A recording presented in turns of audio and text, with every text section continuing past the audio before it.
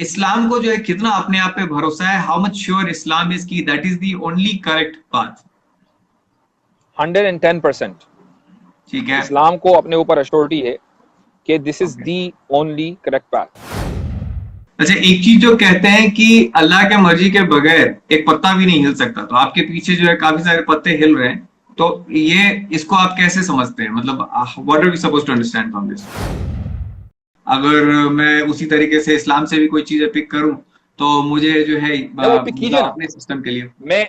मैं इसीलिए बात लॉजिकल होनी चाहिए, बात थियोरेटिकल नहीं होनी चाहिए कि अगर मैं ये करूं। आप कीजिए, आप पिक कीजिए इस्लाम में, और उसके बाद हो सकता है कि मेरे पास जवाब हो और मैं आपको जवाब दूं, और ये भी हो सकता है कि मैं कम पढ़ा लिखा हूं, मेरे पास जवाब ना हो, तो मुझसे एक ज्यादा पढ़ा लिखा कोई होगा, उसके पास जवाब होगा। ऐसा कोई सवाल आज तक दुनिया में नहीं है जिसका जवाब इस्लाम के पास नहीं है। ये तो हो सकता है कि मेरे पास ना हो, इस्लाम के पास जरूर है। लेकिन सब लोग जो है सब बातें नहीं समझ सकते, और उस वक्त जो है लोग ज्यादा मतलब ये तो अंडरस्टूड बात है कि उस समय जो लोग जो है ज्यादा ही वायलेंस करते थे या ज्यादा इस तरह की चीज में थे। अब जो है लोगों की समझ बढ़ी, अभी भी वॉर्स हो रहे हैं, लेकिन कंपैरेटिवली कम लोग मारे जा रहे हैं जैसे जैसे हम प्रोग्रेस कर रहे हैं। मतलब अगर आप हिस्ट्री जैसे देखेंगे तो जैसे डेटा। जैसे जैसे इराक में 3 लाख मर गए, ये कम लोग हाँ हैं? तो 1400 साल पहले आप सल्लम के जमाने में आपको मालूम है कितनी जंगें हुई हैं? नहीं पता, लेकिन बहुत सारी हुई हैं। 30 हुई हैं। हम्म। ठीक है। हम्म। आपको मालूम है डेथ टोल कितना है उसमें? नहीं पता, बताएं आप। 1,000। 30 अच्छा। जंगों में 1,000 लोग। आपकी इराक वार में अकेले 3 लाख हैं, वो भी ऑफिशियल डेटा है, वरना मिलियन है। ठीक है। अफगानिस्तान का लगा लीजिए, उसके बाद सेकंड वर्ल्ड वॉर लगा लीजिए, फर्स्ट वर्ल्ड वॉर लगा लीजिए, कई मिलियंस तो इंसान ने 100 साल में मार दिए। और ठीक है, 4-5 जंगों में मार दिए। वहां 30 हम्म। जंगों में 1,000, और वो भी दोनों तरफ की कैजुअलिटीज। तो आप ये हम्म। कैसे कह सकते हैं कि अब इंसान जो है वो सिविलाइज्ड हो गया? अब वो कम मार रहा है, पहले ज्यादा मारता था। कि कोई भी जो है, मैं आसमानी चीज को मानता नहीं, और नहीं, मैं तो मेरी। चल आप नहीं मानते, लेकिन आप समझते तो है ना। आपने कहा कि भाई हम लोगों की समझने की एबिलिटी ज्यादा है, तो आपकी मैं समझता हूं कि समझने की एबिलिटी बहुत ज्यादा है। तो आप ये तो समझ सकते हैं ना कि भाई ये स्टैंडर्ड है, हम इस स्टैंडर्ड से मानेंगे कि ये रिलीजन रिलीजन है। कोई स्टैंडर्ड तो होगा ना। तो कुरान के क्या व्यू है इस पे, इवोल्यूशन पे? एव, जो एवोल्यूशन की जो थ्योरी है, वो तो आप उन लोगों को भी मंजूर नहीं है जिन्होंने एवोल्यूशन की थ्योरी प्रमोट की थी। और देखिए, सऊदिया ने भी साइंस किया, अलग है किसने और किया? अमेरिका अलग है। आई नो, अमेरिका पे लेकिन अथॉरिटी नहीं उसको है। बिल्कुल कैपिटलिज्म की अथॉरिटी कौन है? कैपिटलिज्म का बहुत प्रोपोनेंट ऑफ ऑब्वियसली अमेरिका है, बट ऐसा नहीं कि अमेरिका अगर खत्म हो जाए तो मुझे, कैपिटलिज्म खत्म हो जाएगा। मैंने ये तो नहीं कहा। आप बताइए कि जो वर्ल्ड है वो कितना पुराना है, और डायनासोर के बोन्स को आप कहाँ पे फिट करते हैं? चूंकि डायनासोर्स के बोन्स कहीं भी फिट करो, बात आती है एवोल्यूशन की। एवोल्यूशन का ताल्लुक नहीं, आप इंसान से पहले होता है ना, आमतौर डायनासोर से। के हड्डी को तो फिट कर दें। होगा लाखों साल पुराना, एक थ्योरी है। एवोल्यूशन की इंसान बात करता है ना, तो वो एवोल्यूशन को अपने ऊपर फिट करता है ना, कि वो ये कहता है कि हम पहले बंदर थे ना, अब बंदर इंसान बन जैसे, गए। बंदर जैसे क्रीचर थे, चलो, बंदर एग्जैक्टली नहीं थे। चलिए बंदर जैसे वो कौन थे? वो उस क्रीचर का नाम क्या है? क्रीचर का बहुत सारा नाम है, उसका एक ट्री है, मुझे अभी याद नहीं है, बट मैं अभी तुरंत आपको देख के बताता हूँ। अभी हम जो होमोसेपियंस आप अपने आप को उस कहते हैं। आप उस ट्री के ऊपर बिलीव करते हैं और आपको उसका नाम नहीं पता, ये बड़ी हैरत है। मैं नहीं इस्लाम नहीं पर बिलीव नहीं करता हूं, मुझे इस्लाम के बारे में पता है। वो क्यों नहीं है अभी? क्या सारे जितने जानवर थे सब इंसान बन गए? नहीं नहीं, वो उनके जो बच्चे थे सिर्फ वो रह गए हैं, और वो खुद जो है वो मर गए। तो उनके जो बच्चे हैं वो अच्छा। दूसरे तरह के रह गए हैं। वो एग्जैक्टली अच्छा, उनके तरह नहीं एवोल्यूशन, दिखते हैं। एवोल्यूशन एक कंटिन्यूअस प्रोसेस है कि प्रोसेस खत्म हो गया? कॉन्टिन्यूस प्रोसेस है। तो ठीक, इंसान फिर कुछ और क्यों नहीं बनता? वो मर क्यों जाता है? आप इनको क्रीचर मानते हैं कि ह्यूमन मानते हैं? ऋतिक रोशन जो है वो क्रीचर है कि ह्यूमन है? वो वो तब तक ह्यूमन है जब तक उसके साथ दूसरे ह्यूमन के साथ अगर उसके बच्चे पैदा हो सकते हैं, तब तक वो ह्यूमन है। जब वो ऐसा हो जाएगा जब उसके बच्चे पैदा नहीं हो सकते ह्यूमन के साथ, तो उसको नया स्पीसीज कहते हैं। तो ऐसा मुझे कोई इंसान बताइए कि जो इंसान था लेकिन अब वो ह्यूमन नहीं है। एक तरफ तो आप ये कहते हैं कि हम अल्लाह को इसलिए नहीं मानते कि हम ऑब्जर्व नहीं कर सकते, हम्म। दूसरी तरफ आप एवोल्यूशन को बगैर ऑब्जर्व किए मानते हैं। आप या तो ये कहना बंद कर दीजिए कि हम सिर्फ उस पर बिलीव करते हैं जो अपनी आंखों से देखते हैं, और या फिर एवोल्यूशन को दिखाइए तो हम मान लेंगे। जब आप एवोल्यूशन को कुछ साइंटिस्ट के बताए हुए फैक्ट्स की बुनियाद पर इसलिए मानते हैं कि ये साइंटिस्ट अपनी फील्ड में स्पेशलिस्ट है, तो आप एक अनसीन चीज को पर बिलीव करते हैं। तो एक वो इंसान के जो अनसीन जो दीन है उसके बारे में स्पेशलिस्ट है, अगर वो आपको इंफॉर्मेशन दे रहा है तो आप फिर वहां लॉजिक और ऑब्जर्वेशन का सवाल क्यों करते हैं? ठीक है, लेकिन उसने आपको आपके हिसाब से फैक्ट्स दिए, आपने उसको मान लिया, फैक्ट्स को चाहे वेरीफाई ही किया, चाहे वेरीफाई किया। रसूलुल्लाह सल्लल्लाहु अलैहि वसल्लम ने हमें कुरान दिया, हमने वेरीफाई किया, हमने कहा कि अल्लाह की किताब है, चूंकि इंसान इस जैसे नहीं लिख सकता, हमने अल्लाह को मान लिया। अब बताइए कहां गलत है? अभी तो हम ये तय नहीं कर पाए कि हमारे सोलर सिस्टम में प्लेनेट कितने, कभी 9 हो जाते, कभी 7 हो जाते, कभी 8 हो जाते हैं। अरे जब हम अपना सोलर सिस्टम नहीं समझ पाए तो वो जात के जिसने इस पूरी कायनात को, जिसके अंदर हंड्रेड्स ऑफ थाउजेंड बल्कि मिलियंस ऑफ मिलियन गैलेक्सीज हैं, उसको बनाया, तो साइंस उसके बारे में कैसे फैसला करने की अथॉरिटी रखती है? मतलब इस तरह की जो बातें हैं ये आपका बिलीफ की बातें हैं, इसकी जो है कोई मतलब टेंजिबल प्रूफ्स नहीं है कि ब्लैक होल देखा है आपने? ब्लैक होल देखा है? नहीं देखा है। किसने बताया आपको? साइंस ने बताया, टीवी नेटवर्क, इन सब इंटरनेट ने बताया। हाँ, तो उस पर तो आपने बिलीव कर लिया। एक टीवी नेटवर्क पे एक न्यूज एंकर बता रहा है कि ब्लैक होल की बकायदा फोटो है ना। हमारे पास तो कुरान हमारे सीने में महफूज है। आप तो फोटो देखकर यकीन करते हैं, हम तो कुरान पढ़ते हैं, अपने सीने में महफूज रखे हुए हैं, और उस कुरान में कोई गलती नहीं निकाल सकता, उसका कोई रिप्लेस नहीं कर सकता। तो अब हम उस पर बिलीव ना करके ब्लैक होल पे बिलीव कर लें, जो एक साइंटिस्ट ने वैसे ही आपको बता दिया। चंद महीनों के नहीं, चंद दिनों के अंदर पता चल जाता है कि न्यूज फेक है कि ऑथेंटिक है। कुरान के बारे में हजरत मोहम्मद सल्लल्लाहु अलैहि वसल्लम से लेकर आज तक मिलियंस नहीं billions of billion human being इस बात पर एग्री करते हैं कि सूरह फातिहा पहला चैप्टर है, उसका पहला लफ्ज अल्हम्दु है। किसी मुसलमान ने ये नहीं कहा कि नहीं नहीं मेरे पास इंफॉर्मेशन गलत है, असल में सारे मुसलमान झूठ बोल रहे हैं, मैं सच बोल रहा हूं। कोई एक मुसलमान लाकर दिखाइए। इस्लाम को कितना परसेंट अपने आप पे श्योरिटी है कि दैट इज कंप्लीटली राइट? जैसे हिंदुइज्म में एक कॉन्सेप्ट है प्लूरलिज्म का, प्लूरलिज्म इन द सेंस कि there is not just one way, there can be many other ways to achieve salvation. तो हिंदुइज्म में एक प्लूरलिज्म का कॉन्सेप्ट है कि नहीं, आपने ये चीज ऐसी ही करनी है, ये चीज कंस्ट्रेंट नहीं है, आप दूसरे रास्ते से भी उस रास्ते मीन तक पहुंच सकते हैं। अब इस्लाम को जो है कितना अपने आप पे भरोसा है, how much sure Islam is की that is the only correct path? 110%। ठीक है, इस्लाम को अपने ऊपर अश्योरिटी है कि this is the only correct path. और उसकी वजह यह है कि कुरान में एक आयत आई है, इन्नद्दीन इंदल्लाहिल इस्लाम, कि जो दीन है, रिलीजन है, वो सिर्फ और सिर्फ इस्लाम है, अब इस्लाम के आने के बाद। और उसकी वजह यह है कि ये जो दीन है ये अल्लाह ताला का अपने बंदों के साथ कम्युनिकेशन है। कम्युनिकेशन का जो रूल है वो ये है कि जो लेटेस्ट है वही वैलिड होता है, जो ओल्ड होता है वो वैल्यूएबल तो हो सकता है लेकिन वो प्रैक्टिकल नहीं होगा। उसकी एक मिसाल देता हूं मैं आपको।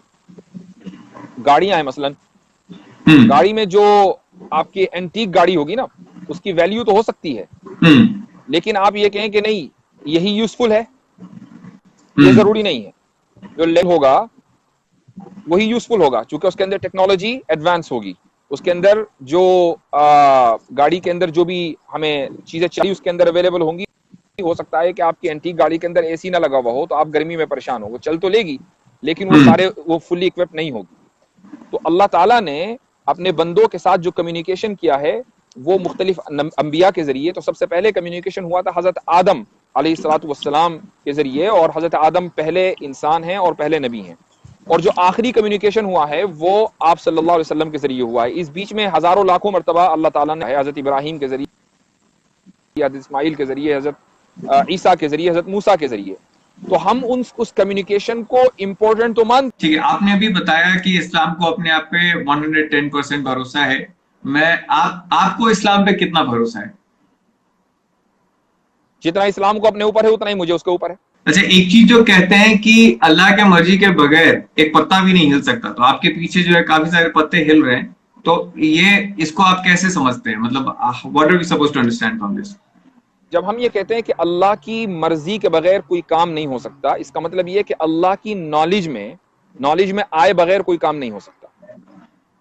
ठीक है, तो किसी भी पत्ते का हिलना, मेरा आपसे बात करना, या दिन का आना, रात का आना, इस दिन और रात में किसी वाकये का हो जाना, ये सब चीजें अल्लाह की नॉलेज में ऑलरेडी हैं। और उसकी वजह भी मैं आपको बता दूं, उसकी वजह यह है कि जब हमने अल्लाह को क्रिएटर मान लिया और उस पूरी कायनात को, उस पूरी यूनिवर्स को उसका क्रिएशन मान लिया, तो उस क्रिएटर को इस क्रिएशन को चलाना है। ठीक है, तो अब ये जो उस ये मुमकिन ही नहीं है कि एक क्रिएटर अपनी क्रिएशन को, वो भी इतनी इनॉर्मस और जाइगेंटिक, वो बगैर जाने और बगैर बूझे उसको चला ले। उसको चलाने के लिए उसके पास फुल नॉलेज का होना जरूरी है। अब जब ये पत्ता भी उसकी क्रिएशन में आता है तो इसके बारे में भी नॉलेज अल्लाह ताला को होगी।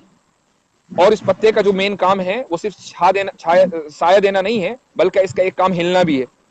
तो जब जो काम भी मेरा होगा, मेरे मुकम्मल कामों की नॉलेज अल्लाह को है, और जो काम इस पत्ते का होगा उसकी मुकम्मल नॉलेज अल्लाह को है। इसलिए हम ये कहते हैं कि अल्लाह की मर्जी के बगैर कोई काम नहीं होता, यानी अल्लाह की नॉलेज में आए बगैर कोई काम नहीं होता।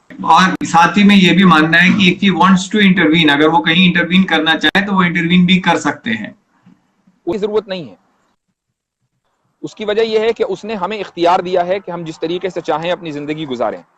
वो इंटरवीन करेगा हमारी लाइफ में, हमारे मरने के बाद वो डिसाइड करेगा कि भाई एक आदमी को जन्नत में जाना है कि एक आदमी को जहन्नम में जाना है। वो हम जब जिस वक्त जिंदा हैं इस दुनिया में, हम इस वक्त एग्जाम हॉल में बैठे हुए हैं, जब हम अपना टेस्ट पेपर कर रहे होते हैं तो हमारा जो एग्जामिनर है वो इंटरवीन नहीं करता कि नहीं ये लिखो या नहीं लिखो, बल्कि हम मुकम्मल एग्जाम करने के बाद अपना पेपर सबमिट करते हैं, उसके बाद फिर रिजल्ट का वेट करते हैं। हमारी जो लाइफ है, आपकी जो लाइफ है, ये एक एग्जाम हॉल में है। हम अच्छे काम करेंगे तो आगे हमें अच्छा उसका सिला मिलेगा, और हम अगर बुरे काम करेंगे तो उसका सिला उसी हिसाब से होगा। इस वक्त जो हमारा क्रिएटर है वो इंटरवीन नहीं करेगा।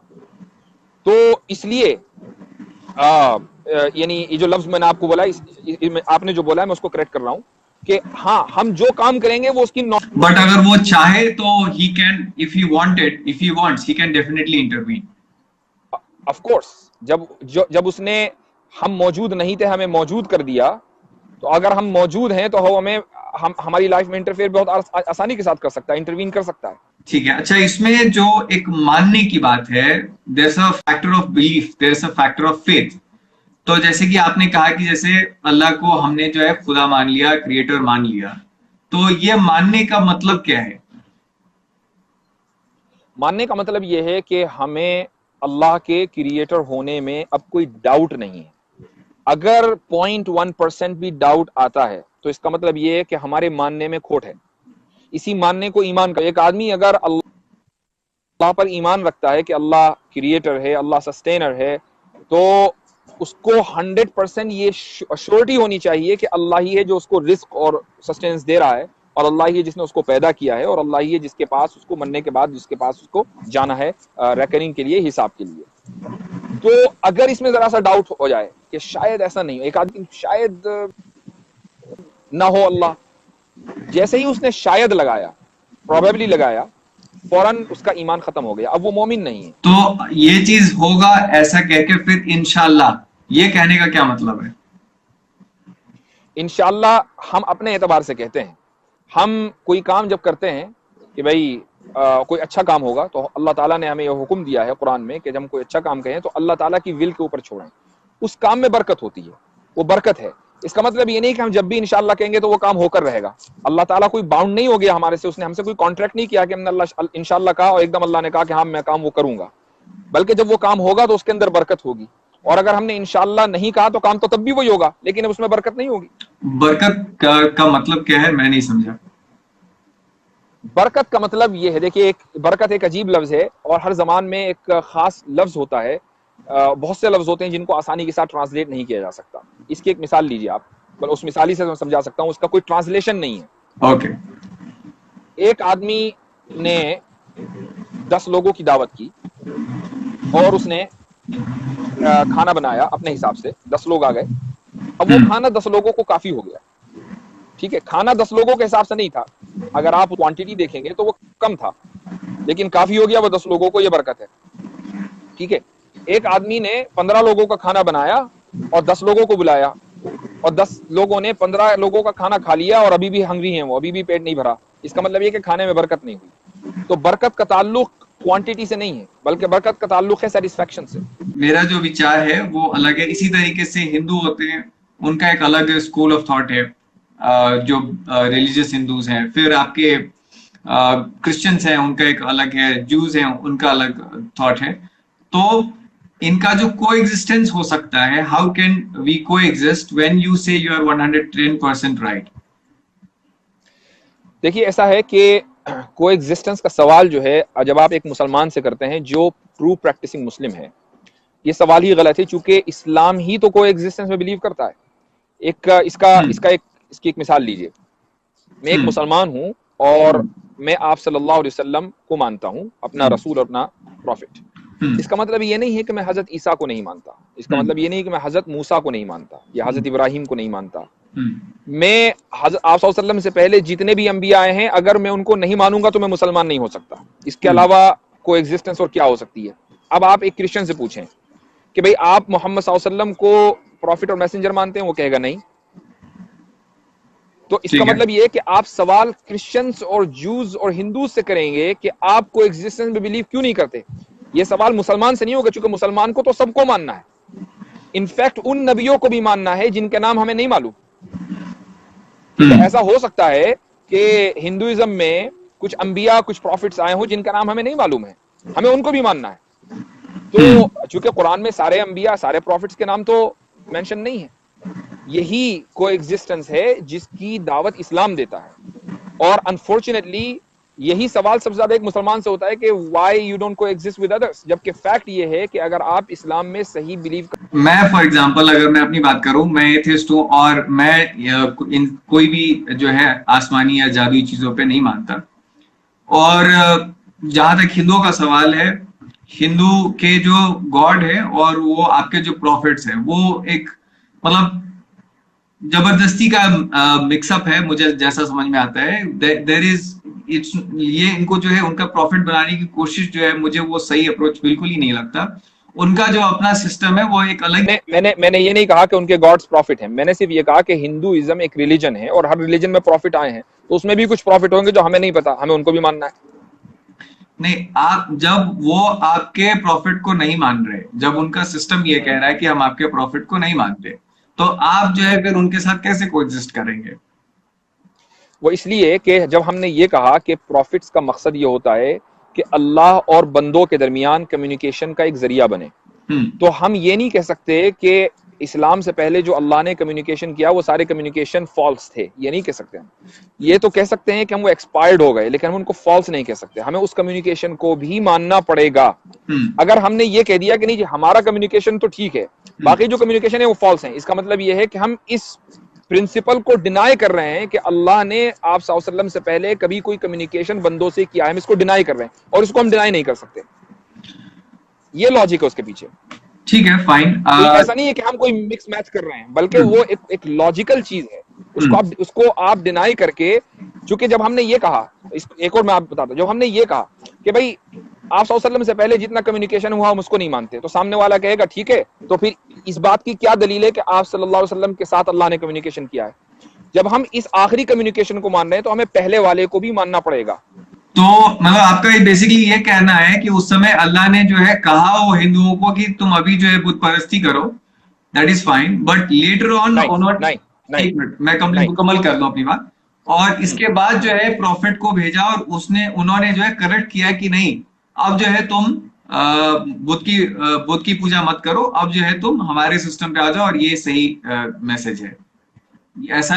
देखिए, बाय प्रिंसिपल जितने भी फंडामेंटल्स में जितने भी अंबिया प्रॉफिट्स आए हैं वो सब एक दूसरे से एग्री करते हैं। मिसाल के तौर पर हजरत आदम से लेकर आप सल्लल्लाहु अलैहि वसल्लम तक एक पैगाम है, वो है वहदानियत का, यानी एक अल्लाह को मानना है। और इसी तरीके से एक पैगाम है कि ये दुनिया जो है वो इम्तिहान की जगह है और हमें मरने के बाद जिंदा होना है और अल्लाह के सामने पेश होना है अपने हिसाब किताब के लिए, जिसको हम रेकनिंग कहते हैं। इस तरह की चीजें जो हैं ये फंडामेंटल्स हैं, इनमें हजरत आदम से लेकर आप सल्लल्लाहु अलैहि वसल्लम तक कोई फर्क नहीं है। फर्क कहाँ होता है? मिसाल के तौर पर ये कि हजरत आदम अलैहिस्सलाम को हो सकता है कि हम जो 5 नमाजें पढ़ते हैं उनको 5 नमाजें पढ़ने का हुक्म न दिया गया हो, ठीक है। हजरत नूह को या हजरत इब्राहिम को या हजरत मूसा और ईसा को 5 नहीं 4 नमाजें पढ़ने का हुक्म दिया गया हो। तो यहाँ फर्क होता है। The way how you live your life, इसमें तो फर्क हो सकता है, लेकिन what you have to believe in, इसमें कोई फर्क नहीं। तो वही वही मैं बता रहा हूँ। तो फिर ये तो कॉन्ट्राडिक्शन हो गया ना कि हिंदुओं के पास ये मैसेज क्यों आ रहा है कि वो जो है पत्थरों की पूजा कर रहे हैं, और यहाँ पे जो है फिर एक अलग कॉन्ट्रडिक्शन क्यों आ रहा है कि बुत परस्ती मत करो। कोई भी, मैंने जैसे कहा कि एक बात और जहन में रख लीजिएगा कि कम्युनिकेशन जो आता है, तो अल्लाह ने किसी भी कम्युनिकेशन, सिवाय इस आखिरी कम्युनिकेशन के, किसी भी कम्युनिकेशन के लिए, और उसकी वजह है कि ये आखिरी है, किसी भी कम्युनिकेशन के लिए ये जिम्मेदारी नहीं ली कि उसको डिस्टोर्ट नहीं किया जाएगा। इंसान को एक मरतबा कम्युनिकेशन कर दिया उसके साथ और उसको एक पैगाम दे दिया, अब इंसान उस पैगाम को बदल भी सकता है, क्योंकि इंसान को फ्री विल दी है। तो यही हुआ कि हमसे पहले जो इंसान थे उन्होंने उस पैगाम को और उस मैसेज को डिस्टोर्ट कर दिया, उसको अलग तरीके से इंटरप्रेट किया। अच्छा, अब सवाल ये है कि हमारा जो मैसेज है ये डिस्टोर्ट क्यों नहीं हो सकता? इसलिए कि लास्ट है। अगर लास्ट भी डिस्टोर्ट हो जाएगा तो फिर अल्लाह की तरफ से वेरिफिकेशन का कोई माना नहीं रहता। जब अल्लाह ने ये कहा कि हमेशा हक आखिरी दिन तक, कयामत तक के बाकी रहेगा, चाहे वो चंद लोग माइनॉरिटी के पास बाकी रहे, छोटे से यानी छोटी सी तादाद के पास बाकी रहे, तो इसका मतलब ये है कि एक मैसेज ऐसा जरूर होगा कि जो फुल्ली वेरीफाइड होगा और उसको डिस्टोर्ट नहीं किया जा सकता। तो जो हमसे पहले आए हैं, मजहब आए हैं, उसमें डिस्टोर्शन हुआ। यही वजह है कि वो अपनी असल जो फॉर्म है उसको बाकी नहीं रहे। अगर आप हिंदुइज्म में, वेद में चले जाएं, तो वेद में ऐसी बहुत से देखिए वो तो कहीं भी हम कोई भी बात कहेंगे और उसमें से छोटे पीसेस निकालेंगे तो हमें ऑब्वियसली हमारे हिसाब की चीजें मिलेंगी। अगर मैं उसी तरीके से इस्लाम से भी कोई चीजें पिक करूं तो मुझे जो है वो पिक मतलब कीजिए ना। अपने सिस्टम के लिए। मैं इसीलिए, बात लॉजिकल होनी चाहिए, बात थियोरेटिकल नहीं होनी चाहिए कि अगर मैं ये करूं। आप कीजिए, आप पिक कीजिए इस्लाम में, और उसके बाद हो सकता है कि मेरे पास जवाब हो और मैं आपको जवाब दूं, और ये भी हो सकता है कि मैं कम पढ़ा लिखा हूं, मेरे पास जवाब ना हो, तो मुझसे ज्यादा पढ़ा लिखा कोई होगा, उसके पास जवाब होगा। ऐसा कोई सवाल आज तक दुनिया में नहीं है जिसका जवाब इस्लाम के पास नहीं है। ये तो हो सकता है कि मेरे पास ना हो, इस्लाम के पास जरूर है। नहीं, मैं आपके कॉन्टेक्स्ट में कह रहा था। अभी जैसे आपने कहा कि वहां पे कुछ ऐसी आयतें हैं, ऐसी वर्सेस हैं जो कि ऐसे इस चीज को जस्टिफाई करती हैं। उसी तरीके से मैं कहूं कि इस्लाम कहता है there is no God but Allah, तो वहां पे भी इस्लाम कह रहा है there is no God. Now that is what I as an atheist also say. तो मैं तो कहूंगा कि इस्लाम भी कहता है कि देयर इज नो गॉड, भले ही वो और और चीजें बट अलग अल्लाह कहता हो। नहीं, और बट अल्लाह क्यों भूल गए आप? उसी तरीके से आप क्यों भूल जा रहे हैं कि हिंदुइज्म में और भी बहुत सारी चीजें कही गई हैं। नो, तो वही तो मैं कह रहा हूं कि अगर हम ये कह रहे हैं कि वेद में जो प्राइमरी कॉन्सेप्ट है वो तौहीद का है, लेकिन बाद में उसके अंदर डिस्टोर्शन हुई। कि जे की आवाज रुक गई है। उनका बैटरी भी कम था, आई होप वो फिर से कनेक्ट हो पाए। तो पॉइंट ये है कि आप जैसे सोचते हैं कि this is the final thing, इसकी क्या बेसिस है? आप ऐसा क्यों सोचते हैं कि जो आपके ये जो कम्युनिकेशन है this is the final one? जैसे एक बात है, जैसे फॉर एग्जांपल एक एक कॉन्सेप्ट है कुरानिक एब्रोगेशन का, कि कुछ वर्सेस हैं, शायद उसको नासिक एंड मसूद एक उसका जो है केस है। तो वहां पे जैसे आपको पहले जो है कहा गया कि वाइल यूर इंटॉक्सिकेटेड, जब आप नशे में हो उस वक्त आप नमाज ना पढ़ें। फिर बाद में जो है दूसरी आयत आई और उसमें ये कहा गया कि नहीं, शराब बिल्कुल ही मना है। तो मतलब अपनी ही लाइन को उसने, कुरान ने कैंसिल कर दिया और उसके जगह पे एक नई लाइन भेज दी। तो पिछली बार जिन भाई साहब से बात हो रही थी जो हाफिज थे, उनका ये कहना कहना था कि इंसान की उस समय जो सोचने की शक्ति थी, उस समय जो कैपेबिलिटी थी, उसके हिसाब से जो है आयतें आई हैं। तो इसीलिए इस तरह का कॉन्सेप्ट है एब्रोगेशन का कि अपनी ही बातों को कुरान बाद में इनवैलिडेट कर सकता है और नई चीजें भेज सकता है। तो उसी तरीके से अगर मैं ये कहूं कि इंसान की उस वक्त आज से 1400 साल पहले जो सोचने की कैपेबिलिटी थी वो इतनी ही थी, इसीलिए उस वक्त ये कहना जरूरी था कि नहीं, ये जो मजहब है ये मुकम्मल हो गया है और ये आखिरी नबी है और ये आखिरी वर्ष है और इसके बाद कुछ भी नहीं हो सकता। बट ऐसा अगर हो कि नहीं, फिर से जो है कोई और आयत आए और फिर वहां पे कहा जाए कि नहीं अभी उस वक्त तुम्हें समझ में नहीं आता, इसलिए मुझे कहना पड़ा तुम्हारे भलाई के लिए, बट अब मैं कह रहा हूँ ये नई आयत है, मैं भेज रहा हूँ, ये नए नॉलेज भेज रहा हूँ। तो इस पे आप क्या कहेंगे? यहाँ आपके इस सवाल में बहुत सारे सवाल हैं, लेकिन मैं शुरुआत यहां से करता हूं। आपने शुरू में एक लफ्ज बोला था और मैं उस वक्त भी उसका जवाब देना चाह रहा था, लेकिन अच्छा हुआ कि आपने ये सवाल किया तो मैं जवाब वहां दे सकता हूं। आपने कहा कि ये जो जादू और आसमानी चीजें हैं मैं इस पे बिलीव नहीं करता। ठीक है, आपने जादू को आसमानी चीज से मिला दिया, हालांकि जादू का आसमान से कोई ताल्लुक नहीं, जादू का तो जमीन से ताल्लुक है। देखिए, यहां शुरुआत यहां से कीजिए कि हमारे पास जो इंफॉर्मेशन आती है उसका सोर्स, हम उसके सोर्स कितने हैं। ठीक है, तो सबसे पहली बात तो ये है कि इस्लाम जो है वो 3 सोर्स ऑफ इंफॉर्मेशन को मानता है, और आम लोग जो इस्लाम में बिलीव नहीं करते वो 2 सोर्स ऑफ इंफॉर्मेशन को मानते हैं। मैं आपसे पूछता हूं कि आपके नजदीक सोर्स ऑफ इंफॉर्मेशन कितने हैं? Source of information the world खुद ही है, जो दुनिया है वही खुद है मेरे लिए, वही मेरे लिए किताब है, और उसको ही देख के मैं इन्फर करता हूँ कि क्या सही है और क्या गलत है, क्या मुझे क्या चीज तो करना एक चाहिए, सोर्स क्या ऑफ नहीं। इंफॉर्मेशन है, हम्म। एक सोर्स ऑफ इंफॉर्मेशन है ना? ठीक है, हाँ एक सोर्स है। और जो है, अगर मुझे कोई किताबों में लिख के बताता है तो मैं उसको वेरीफाई करता हूँ, या फिर उसकी क्या वेरिफिकेशंस है, उसके बेसिस पे मैं अपने फाइंडिंग्स को जो है इंश्योर वेरीफाई करता हूँ कि वो कैसे सही करते हैं, कैसे करते हैं वेरीफाई?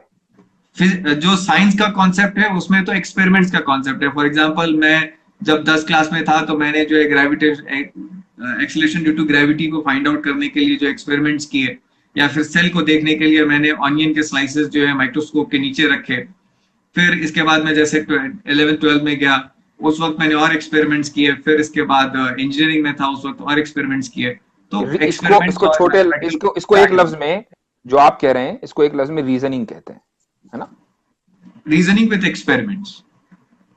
ठीक है, रीजनिंग विद एक्सपेरिमेंट आपका दूसरा सोर्स ऑफ इंफॉर्मेशन है। अब मैं आपको बताता हूं कि आपके पास ये 2 सोर्स ऑफ इंफॉर्मेशन है, हमारे पास 3 है। सबसे पहले इन 2 सोर्स ऑफ इंफॉर्मेशन को देखिए।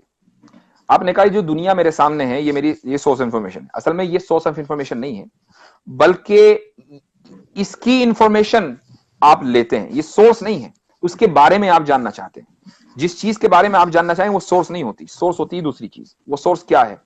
आप जब दुनिया को देखते हैं तो आपकी आंख सोर्स है। आप जब दुनिया को चखते हैं, अगर वो खाना है, तो आपकी जबान सोर्स है। आप जब टच करते हैं तो आपका जो एबिलिटी टच है वो सोर्स ऑफ इंफॉर्मेशन है। ठीक है, सुनने की जो सलाहियत है वो सोर्स ऑफ इंफॉर्मेशन है। ये जो सोर्स है इनमें से हर एक का अपना एक जुरिस्डिक्शन है ना? आप अगर चाहें कि आप अपनी आंख से सुन लें और अपने कान से देख लें तो आप 7 मर्तबा पैदा हो जाएंगे, ये काम नहीं कर सकते। ठीक है, it is beyond your ability. इसका मतलब यह है कि हर लेट मी कंप्लीट। इसका मतलब यह है कि हर सोर्स का अपना एक जुरिस्डिक्शन है जिसके बाहर वो चीज नहीं जा सकती। ठीक है, ये तो हो गई हमारी जिन चीजों को हम ऑब्जर्व करते हैं। अब आ जाइए आप रीजनिंग विद एक्सपेरिमेंट में। आप एक्सपेरिमेंट किस चीज का करेंगे? उस चीज का ना जो आपके सामने मौजूद है, जिस चीज को आप टच कर सकते हैं, जिस चीज को आप देख सकते हैं, उसी का तो एक्सपेरिमेंट करेंगे।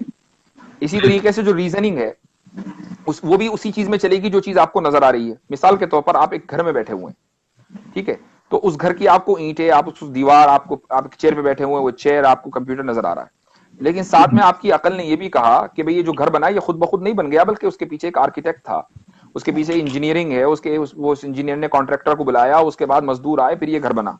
राइट, ये जो आप इस नतीजे पर पहुंचे हैं ये किससे पहुंचे हैं? ये आप अपनी रीजनिंग से पहुंचे।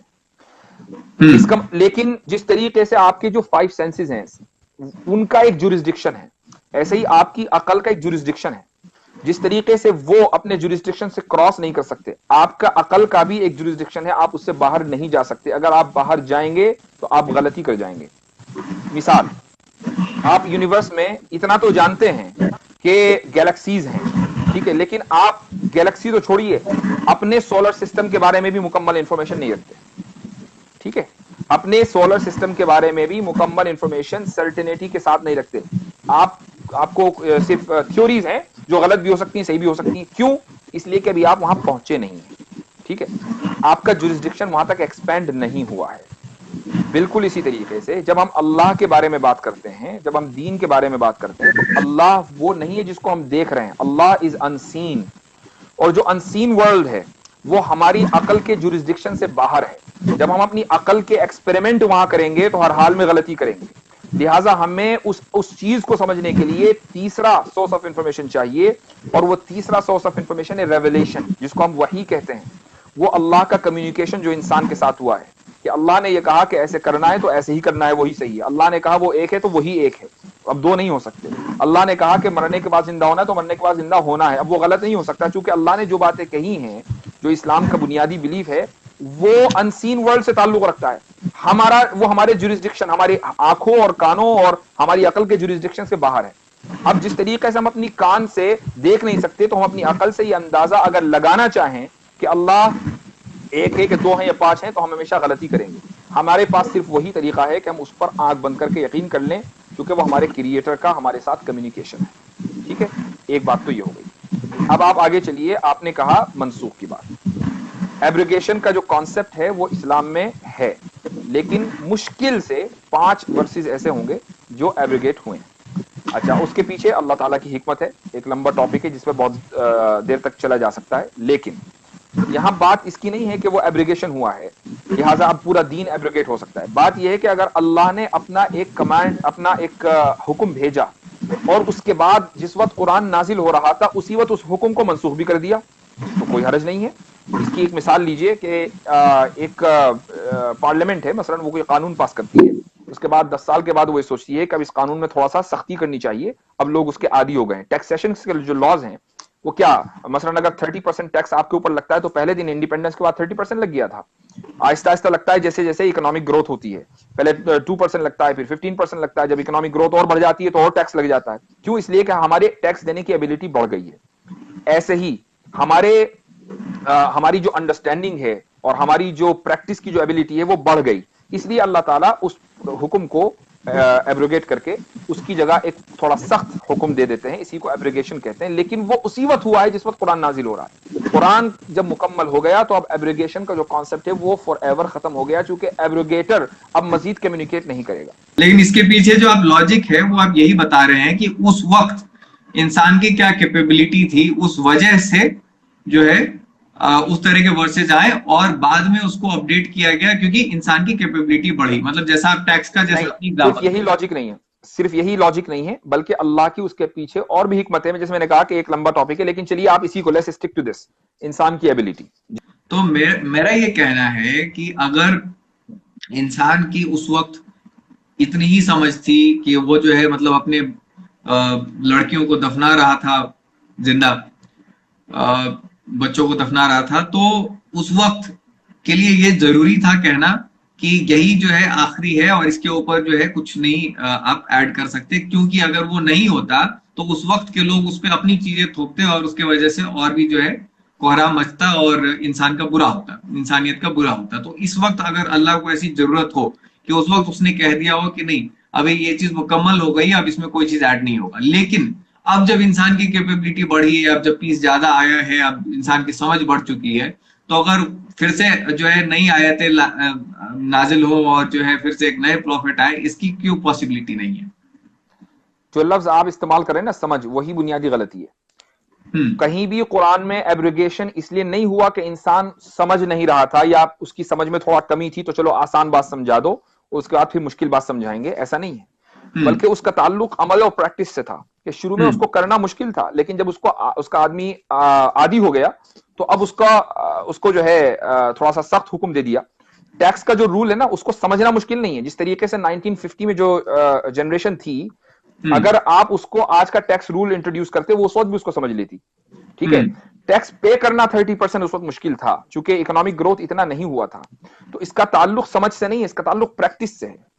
तो कोई भी काम ऐसा नहीं है जो हम आज ज्यादा बेहतर तरीके से समझ सकते हैं, लेकिन जो 1400 साल पहले का इंसान था वो नहीं समझ सकता। अगर हम आज का जो कॉन्सेप्ट है आप उस आदमी को इंट्रोड्यूस कराएं वो भी समझ जाएगा। कोई कॉन्सेप्ट ऐसा नहीं है, अल्लाह ताला ने हमें एबिलिटी दी है हर चीज को समझने की। हाँ, प्रैक्टिस में मुश्किल हो सकती है। नहीं, लेकिन सब लोग जो है सब बातें नहीं समझ सकते और उस वक्त जो है लोग ज्यादा मतलब ये तो अंडरस्टूड बात है कि उस समय जो लोग जो है ज्यादा ही वायलेंस करते थे या ज्यादा इस तरह की चीज में थे। अब जो है लोगों की समझ बढ़ी, अभी भी वॉर्स हो रहे हैं लेकिन कंपैरेटिवली कम लोग मारे जा रहे हैं जैसे जैसे हम प्रोग्रेस कर रहे हैं। मतलब अगर आप हिस्ट्री देखेंगे तो डेटा जैसे इराक में 3 लाख मर गए, ये कम लोग हैं। तो जी हाँ, तो आप डेटा देखेंगे सेकेंड वर्ल्ड वॉर में कितना ज्यादा लोग मरे हैं, बहुत ज्यादा। जूस, अकेले जूस 6 मिलियन मरे हैं, लेकिन वो नंबर जो है वो स्टेडीली कम हो रही है। अभी भी सीरिया में काफी लोग मारे गए हैं, लेकिन एटलीस्ट नंबर दिखता ही नहीं। तो क्या हिस्ट्री सेकंड वर्ल्ड वॉर से शुरू हुई है? हम तो 1400 साल से शुरू करते हैं ना। 1400 साल पहले आप सल्लल्लाहु अलैहि वसल्लम के जमाने में आपको मालूम है कितनी जंगें हुई हैं? नहीं पता, लेकिन बहुत सारी हुई हैं। 30 हुई हैं। ठीक है, आपको मालूम है डेथ टोल कितना है उसमें? नहीं पता, बताएं आप। 1000। 30 जंगों में 1000 लोग। ठीक है, अच्छा। 1000 में दोनों तरफ के हैं, यानी जो मुस्लिम वॉरियर्स थे वो भी और जो नॉन मुस्लिम वॉरियर्स थे वो भी। आपकी इराक वार में अकेले 3 लाख हैं, वो भी ऑफिशियल डेटा है, वरना मिलियन है। ठीक है, अफगानिस्तान का लगा लीजिए, उसके बाद सेकंड वर्ल्ड वॉर लगा लीजिए, फर्स्ट वर्ल्ड वॉर लगा लीजिए, कई मिलियन तो इंसान ने 100 साल में मार दिए, और ठीक है 4-5 जंगों में मार दिए, वहां 30 जंगों में 1000, और वो भी दोनों तरफ की कैजुअलिटीज। तो आप ये कैसे कह सकते हैं कि अब इंसान जो है वो सिविलाइज्ड हो गया, अब वो कम मार रहा है, पहले ज्यादा मारता था? नहीं, अभी जो हम लेटेस्ट ट्रेंड जो हम अभी जो ग्राफ की बात करेंगे तो वो ग्राफ जो है वो ऐसे चल रहा है नहीं, अभी। ये आप अभी से क्यों शुरू करते हैं? आप पीछे से जाइए ना। ठीक है, पीछे हम जाते हैं तो उस वक्त फिर बड़ा राइज हुआ और फिर जो है वो कम हो रहा है। या अगर आप कहें उस वक्त जो है जो कबीलाई लोग थे वो लोग क्या एक दूसरे को नहीं मारते काटते थे? सिर्फ यही 30 जंगें तो नहीं हुई, गांव में भी नहीं, लड़ाइयां होती थी, अपने बच्चों को मैं यही कह दफनाते रहा थे हूं, लोग। हम जब बात मजहब के कॉन्टेक्स्ट में करेंगे तो हर चीज मजहब से रिलेट होगी। मैं आपसे सोशल साइंस पर बात नहीं कर रहा हूं, मैं आपसे बात कर रहा हूं मजहब के ऊपर। तो इस्लाम के हिस्ट्री में वॉर एग्जिस्ट करती है, तो हमें यह देखना पड़ेगा कि आज के दौर में जो वॉर्स हुई हैं उसमें जो कैजुअलिटीज हैं वो ज्यादा हैं, या इस्लाम के जो इब्तदाई दौर में वॉर्स हुई हैं उसमें जो कैजुअलिटीज हैं वो ज्यादा हैं। हमें वहां से शुरू करना पड़ेगा ना, सोशल साइंस पे तो बात नहीं हो रही है। नहीं नहीं, मैं बात कर रहा हूँ, देखिए इस्लाम तो आया पूरी इंसानियत के लिए, तो मैं पूरी इंसानियत की बात कर रहा हूँ कि उस वक्त इंसान जो था उसका सेंस कम था, और अब जो है समझने की उसकी कैपेबिलिटी बढ़ी है। और अगर डेटा भी देखें तो वॉर जो है वो धीरे धीरे जो है कम हो रहे हैं और यही लोग जो है यही कम मारे बात जा रहे हैं यही धीरे बात धीरे। गलत है। यही बुनियादी गलती है। हम ये कहते हैं कि इंसान के समझने की सलाहियत पहले भी उतनी ही थी और हम्म आज भी उतनी ही है। बल्कि मैं ये कहता हम्म हूं कि आज तो इंसान को हमारे जो डिवाइसेस है ना, जो टीवी है, जो बहुत सी चीजें हैं, इसने हम लोगों को पैरालाइज्ड कर दिया है। आप ये हम्म देखिए कि आज से हम जो पहले जनरेशन है, बल्कि पहले जनरेशन ही अभी आ जाइए, इंडियन स्टूडेंट्स क्यों ज्यादा अच्छा करते हैं अमेरिकन स्टूडेंट्स के मुकाबले में? इसलिए कि हम्म अमेरिकन स्टूडेंट्स को टेक्नोलॉजी ने पैरालाइज कर दिया है कि वो 2+2 को भी सीधे कैलकुलेट नहीं कर सकते। ठीक है, मैं अमेरिका में रहता हूं, आप किसी शॉप पे चले जाइए, आप उसको $10 का सामान भी लेंगे ना, और आपने उसको 20 का नोट दे दिया, वो उसको भी कैलकुलेट करके 10 वापस करेगा। ठीक है, ये तो हशर है। और ये सारे वो लोग हैं जो कॉलेज और यूनिवर्सिटी पास आउट हैं, और कहां रहते हैं? अमेरिका में रहते हैं, जिसको हम सुपर पावर कहते हैं। इंडिया में जो एक गांव में बच्चा पढ़ रहा है, उसकी कैलकुलेशन एबिलिटी इतनी जबरदस्त है कि वो आप उसको हंड्रेड्स ऑफ थाउजेंड का आप जो हिसाब दे दीजिए, वो बगैर कैलकुलेटर के कर देगा। तो इसका मतलब ये कि टेक्नोलॉजी ने हमें फायदा तो दिया है, लेकिन हमारी समझ में इजाफा कर दिया हो ऐसा नहीं है। ठीक है, उसने हमें पैरालाइज किया। जितना हम डिपेंडेंट होंगे डिवाइसेस में, उतना ही हम अपनी अकल का कम इस्तेमाल करेंगे। जितना हम अकल का कम इस्तेमाल करेंगे, उतना ही हमारे सेंस के अंदर कमी आएगी। इसलिए मैं कह रहा हूं कि जो आज से 1400 साल पहले जो लोग थे, वो हमारी आज की बातें बहुत आसानी का साथ समझ सकते थे। अगर वो आज होते तो वो भी हमारी तरह होते। ये डिवाइसेस उस वक्त नहीं थे, तो आप ये नहीं कह सकते कि अरे इन डिवाइसेस की उनको क्या समझ, चुके नहीं थे। अगर होते तो वो भी समझते। नहीं नहीं, मैं इससे इतलाफ नहीं कर रहा, मैं ये नहीं कह रहा कि वहां के लोग हमारी बात नहीं समझ सकते हैं। मैं ये कह रहा हूं कि एज ए स्टैटिस्टिक्स कि कितने ज्यादा लोग आज पढ़े लिखे हैं और उस वक्त कितने ज्यादा लोग जो है पढ़े लिखे थे, मैं उस बेसिस पे बात कर रहा हूं। पढ़े लिखे होने का मेयार क्या है? क्या स्टैंडर्ड है मतलब पढ़े लिखे होने समझदार, का? जो समझ सकते हैं, चीजों को समझ सकते हैं, वो उस समय ज्यादा लोग जो है ना समझते। दुनिया में ऐसा कोई स्टैटिस्टिक आज तक आया ही नहीं है कि जो लोगों की समझ को इवेल्युएट करे। हाँ, पढ़ाई लिखाई को तो इवेल्युएट कर सकता है कि भाई फला मुल्क में 99% जो है एजुकेशन रेशियो है, फला मुल्क में इतना है। एजुकेशन का तो स्टैटिस्टिक है, समझ का कोई स्टैटिस्टिक नहीं है, क्योंकि समझ जो है उसका आप सर्वे नहीं करते कि भाई हाँ आप कितना समझते हैं। ठीक है, तो अब एजुकेशन का सर्वे वो ले लीजिए स्टैटिस्टिक्स। अमेरिका में जो एजुकेशन का स्टैटिस्टिक है वो इंडिया से बेहतर है कि नहीं है? बिल्कुल बेहतर बेहतर। है ना। और यहां ज्यादा फूल बसते हैं इंडिया के मुकाबले में। तो अगर एजुकेशन का मतलब इंटेलिजेंस होता तो फिर अमेरिका में सारे इंटेलिजेंट होते, इंडिया में ज्यादा इंटेलिजेंट ना होते। अमेरिकन कंपनीज को आईटी इंजीनियर्स इंडिया से बुलाने ना पड़ते। नहीं, वही इसमें मेरा ये कहना था कि उस वक्त जो है अगर अल्लाह को यह लगा कि इस वक्त जो है इंसान को इतनी ही समझ है और इसलिए मैं इतनी ही चीजें कहूं, और फिर बाद में जब इनकी कैपेबिलिटी बढ़ जाएगी तब मैं जो है इनको और बातें बताऊंगा कि अब और भी नबी आ सकते हैं और भी नॉलेज आ सकती है। हम इस पे क्यों फिक्सेटेड हो जाएं कि नहीं अब यही जो है आखिरी है और इसके बाद कुछ नहीं आ सकता। इसलिए कि इस दुनिया का आखिरी मानते हैं कि नहीं मानते? जब इस जो जितने भी कॉमन रिलीजन हैं, जितने भी रिलीजन है, सब में एक चीज कॉमन है, वो ये कि इस दुनिया का एक दिन आखिरी आना है। तो जब इस दुनिया का आखिर एक दिन आना है, तो जाहिर है कि एक मौका ऐसा भी आएगा कि जब कम्युनिकेशन लास्ट होगा। कम्युनिकेशन हमेशा तो नहीं चल सकता। अगर कम्युनिकेशन हमेशा चलेगा तो दुनिया भी हमेशा चलेगी, और दुनिया का हमेशा चलने का कॉन्सेप्ट किसी भी रिलीजन में नहीं है। हर रिलीजन मानता है कि एक दिन ये दुनिया खत्म हो जाएगी, चाहे आप ना माने। रिलीजन की बात कर रहा हूं मैं। जी, मैं तो हिंदुइज्म, एक सेकंड में इसमें एक ये ऐड कर दूं कि जैसा हिंदुइज्म को मैंने समझा है, हिंदुइज्म में जो कॉन्सेप्ट है वो ये है कि दुनिया खत्म होगी और फिर से शुरू होगी, तो एक साइकिल का खत्म कॉन्सेप्ट है होगी वहां ना, पे। वो कॉमन है। उनकी इंटरप्रिटेशन अलग हो सकती है। हम भी ये कहते हैं कि ये दुनिया खत्म होगी और हम एक दूसरी दुनिया में चले जाएंगे जो कभी खत्म नहीं होगी। ठीक है, हम भी ये कहते हैं। हम इस दूसरी दुनिया में, जिस दुनिया को हम जन्नत या जहन्नम कहते हैं, उस दुनिया में सारी इंसानियत को जाना है। तो ठीक है, फर्क सिर्फ अल्फाज का फर्क हो सकता है, समझाने का फर्क हो सकता है, इंटरप्रिटेशन का फर्क हो सकता है, लेकिन कॉमन आइडिया वही है।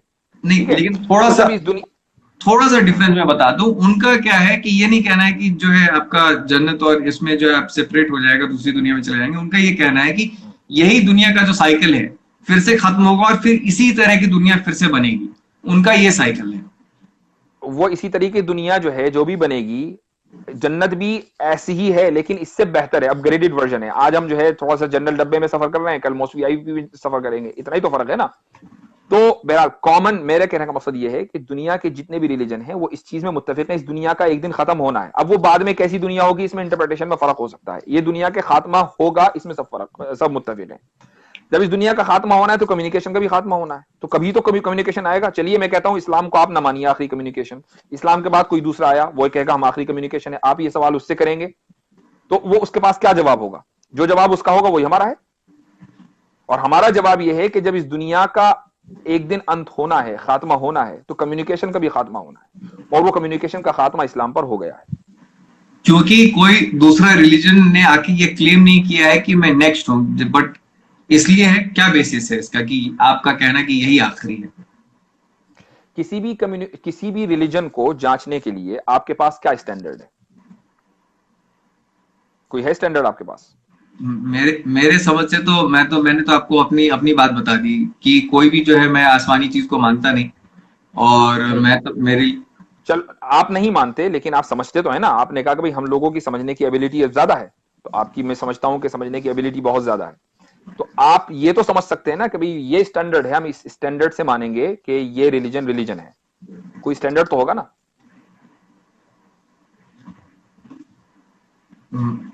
स्टैंडर्ड स्टैंडर्ड यही है कि एक दूसरे से बेहतर है, बस इतने का ही स्टैंडर्ड है। और नहीं, ये कोई स्टैंडर्ड नहीं है। क्योंकि, ये कोई स्टैंडर्ड नहीं। नहीं, क्योंकि कोई, अब मेरे समझ से तो कोई अल्लाह है ही नहीं, वो तो कोई रिलीजन भेज ही नहीं सकते, मेरे समझ से तो ये है। मैं आपकी बिलीफ की बात ही नहीं कर रहा हूं, हम्म। मैं आपकी समझ की बात कर रहा हूं कि हम्म। आपकी समझ के एतबार से अगर कोई रिलीजन ये क्लेम करता है कि मैं एक रिलीजन हूं, ठीक है, तो हम्म। उसका क्या स्टैंडर्ड है? कैसे आप तय करेंगे कि हाँ भाई ये रिलीजन है? कोई तो स्टैंडर्ड होगा ना उसका, या कुछ नहीं है बगैर स्टैंडर्ड के? एक ही पैमाना हो सकता है कि उसको कितना लोग फॉलो कर रहे हैं, उसके अलावा कोई उसका स्टैंडर्ड नहीं है। ये कोई फॉलो नहीं है, ये कोई पैमाना नहीं है। हमारे यहाँ मुल्क में, अमेरिका में, व्हाइट सुप्रीमेसिस्ट को फॉलो करने वाले मिलियंस ऑफ मिलियन लोग हैं। आप उनको अच्छा समझेंगे? देखिए, स्टैंडर्ड किसी भी रिलीजन का ये होता है कि उस रिलीजन के पास एक प्रॉफिट हो, मैसेंजर हो, और उसका कम्युनिकेशन अल्लाह के साथ, क्रिएटर के साथ हो, और उस हम्म। कम्युनिकेशन का सबूत हो। हम्म। जो ये कहे कि भाई मेरा कम्युनिकेशन अल्लाह के साथ है, तो उसका कोई हम्म। सबूत तो होगा। ठीक है, हम्म। वो सबूत हम वेरीफाई करेंगे। हम्म। मिसाल के तौर पर कुरान हमारे पास एक सबूत है कि अल्लाह का इंसान के साथ मोहम्मद सल्लल्लाहु अलैहि वसल्लम के जरिए कम्युनिकेशन हुआ है। ठीक है, उसका सबूत कुरान है। अब आप ये ठीक है। कहें कि भाई इस तरह तो कोई दूसरा मजहब भी दे सकता है, बिल्कुल दे सकता है।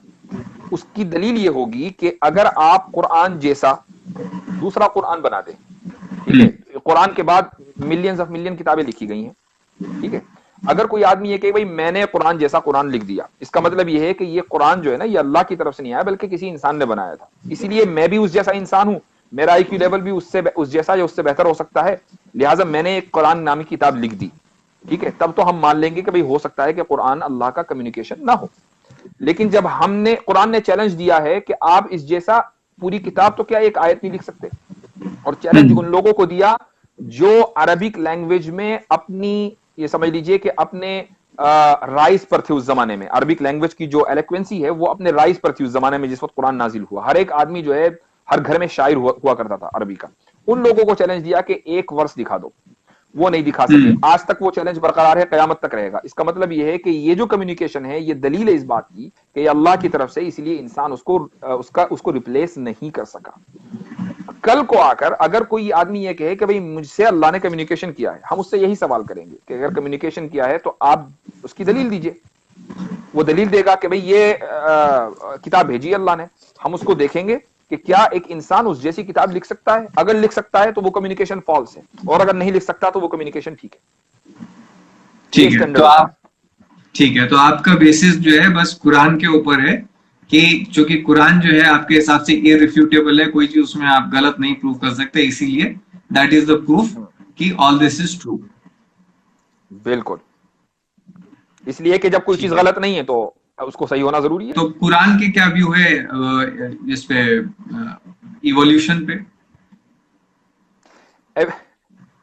जो एवोल्यूशन की जो थ्योरी है वो तो अब उन लोगों को भी मंजूर नहीं है जिन्होंने एवोल्यूशन की थ्योरी प्रमोट की थी। आपको पता है कि अमेरिकन कांग्रेस में ये बहस हो रही है गुज़िश्ता महीने कि हमें अपने स्कूलों में एवोल्यूशन को एज ए फैक्ट नहीं, एज ए थ्योरी पढ़ानी चाहिए, और theory always can be true और फॉल्स। ठीक है, तो जब जिन लोगों को पूरी दुनिया ये कहती है ये सुपर पावर हैं, ये बहुत ज्यादा इंटेलिजेंट हैं, ये पूरी दुनिया को चलाते हैं, वहां उनकी कांग्रेस में एवोल्यूशन के सही और गलत होने पर बात हो रही है। तो मैं और आप कौन होते हैं जो एवोल्यूशन के ऊपर आंख बंद करके ये ईमान लाए हुए हैं? अच्छा, अब आ जाइए एवोल्यूशन के ऊपर। किस कांग्रेस की आप बात कर रहे हैं? एक सेकंड, किस कांग्रेस की आप बात कर रहे हैं? American parliament. अमेरिकन पार्लियामेंट में बात हो रही है? अमेरिकन पार्लियामेंट में जो नहीं, मैंने किसी मिसाल दी है, चूंकि जो एवोल्यूशन की जो थ्योरी है उसको पूरी दुनिया में प्रमोट किसने किया है? इंडिया ने तो नहीं किया, और साइंस अलग है और अमेरिका अलग है। अमेरिका कोई अथॉरिटी नहीं है। बिल्कुल, कैपिटलिज्म की अथॉरिटी कौन है? कैपिटलिज्म का बहुत प्रोपोनेंट ऑब्वियसली अमेरिका है, बट ऐसा नहीं कि अमेरिका अगर खत्म हो जाए तो कैपिटलिज्म खत्म हो जाएगा। मैंने ये तो नहीं कहा मैंने कहा कि कुछ कॉन्सेप्ट्स ऐसे होते हैं जिनके ऊपर कुछ लोगों को या कुछ इलाकों को अथॉरिटी होती है। जिस तरीके से कैपिटलिज्म पर अमेरिका अथॉरिटी है। नहीं, साइंस एक ऐसी चीज है जिसके ऊपर किसी की अथॉरिटी नहीं है, किसी की अथॉरिटी। आई नो, क्या कैपिटलिज्म साइंस का कंपोनेंट नहीं है? साइंस का मतलब सिर्फ ये नहीं है कि आपने कोई डिवाइस बना दिया। साइंस कहते हैं नॉलेज को। कैपिटलिज्म नॉलेज है कि नहीं है?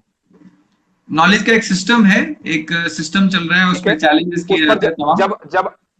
जब आपने उस पर एक मुल्क को और एक सिविलाइजेशन को अथॉरिटी मान लिया तो आप उसके दूसरे कंपोनेंट पर भी दूसरे सिविलाइजेशन को अथॉरिटी मान सकते हैं। ठीक है, अब आ जाइए एवोल्यूशन को। मैं इससे बाहर रखूंगा, आगे बढ़ते हैं। चलिए एवोल्यूशन पर आ जाइए। एवोल्यूशन को सबसे ज्यादा प्रमोट किसने किया? इंडिया ने किया, सऊदीया ने किया, सीरिया ने किया, पाकिस्तान ने किया, किसने किया? अमेरिका ने किया, वेस्ट ने किया। वेस्ट ने किया। आप अगर वेस्ट ना करता आप मानते? मैं अगर मेरे पास वो फैक्ट्स लेके आया तो मुझे मानना ही पड़ता। जब मेरे पास डायनासोर का फॉसिल आएगा मुझे मानना ही पड़ेगा। ठीक है, तो वो आपके पास फैक्ट्स लेकर आए, इसका मतलब वो चैंपियन है, आपसे पहले चैंपियन कर चुके, इसलिए वो आपके पास फैक्ट्स लेकर आए तो आपने मान लिया। ठीक है, अब जो आपसे पहले चैंपियन हो चुका वही खुद कह रहा है कि ये थ्योरी है, फैक्ट नहीं है, तो उस सिस्टम को वो गलत प्रूव करे, उससे फर्क नहीं पड़ता। इसका मतलब ये है कि अब थ्योरी के अंदर डाउट आ गया ना, उस कॉन्सेप्ट के अंदर डाउट आ गया। नहीं, देखिए वो आप किसको कोट कर रहे हैं, कौन बंदा ये कह रहा है, उस पर डिपेंड करता है, बट ये फर्क नहीं पड़ता। आप देखिए, एक सेकंड मान लें कि मैं जो हूं, आपने जो है मुझे कहा कि भाई मेरे जो ये मेरा जो वॉल है, वॉल का कलर रेड है। ठीक है, आपने मुझे बताया, तो उस वक्त जो है मुझे भी रेड जैसा दिखा, और फिर बाद में हमारे बातचीत के दरमियान कुछ वो इस तरह का स्पेशल पेंट है कि वो अब सफेद हो गया। तो अब मैं ये नहीं कहूंगा कि जनाब आपने तो कहा था कि ये रेड है, और आपने शुरू में कहा था, और आपकी ये घर है, आपकी ये इमारत है, तो आप जो कह रहे हैं वही सही होगा। भाई मुझे वो दिख रहा है व्हाइट, तो मैं कैसे मान लूं कि आप वो रेड है?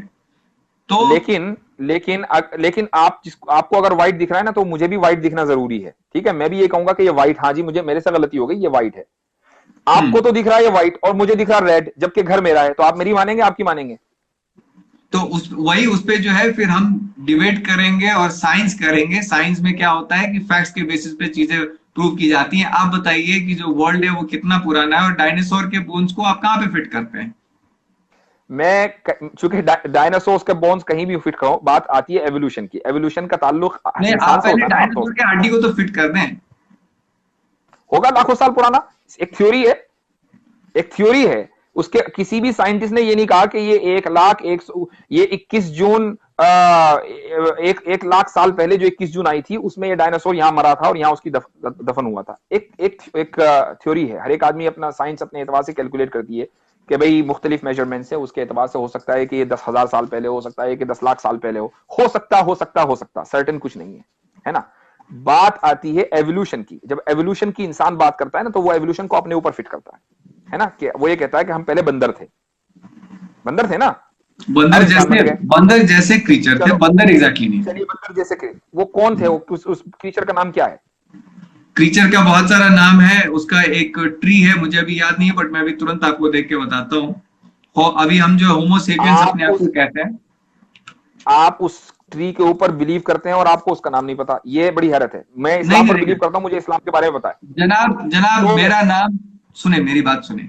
मेरा नाम क्या है, उज्जवल है या कुछ और है, उससे फर्क नहीं पड़ता। मैं आपसे बात कर रहा हूँ, और मैं जब कोई फैक्ट कहूं तो वो फैक्ट का वैल्यू है, मेरे नाम से कोई फर्क नहीं पड़ता। उसका नाम कल कोई ठीक है, चेंज कर ले, कुछ और कर ले, कोई फर्क नहीं पड़ता। अब मुझे ये बताइए कि वो जो जानवर था जो पहले मतलब जिससे इंसान बना है, वो अब है कि नहीं है?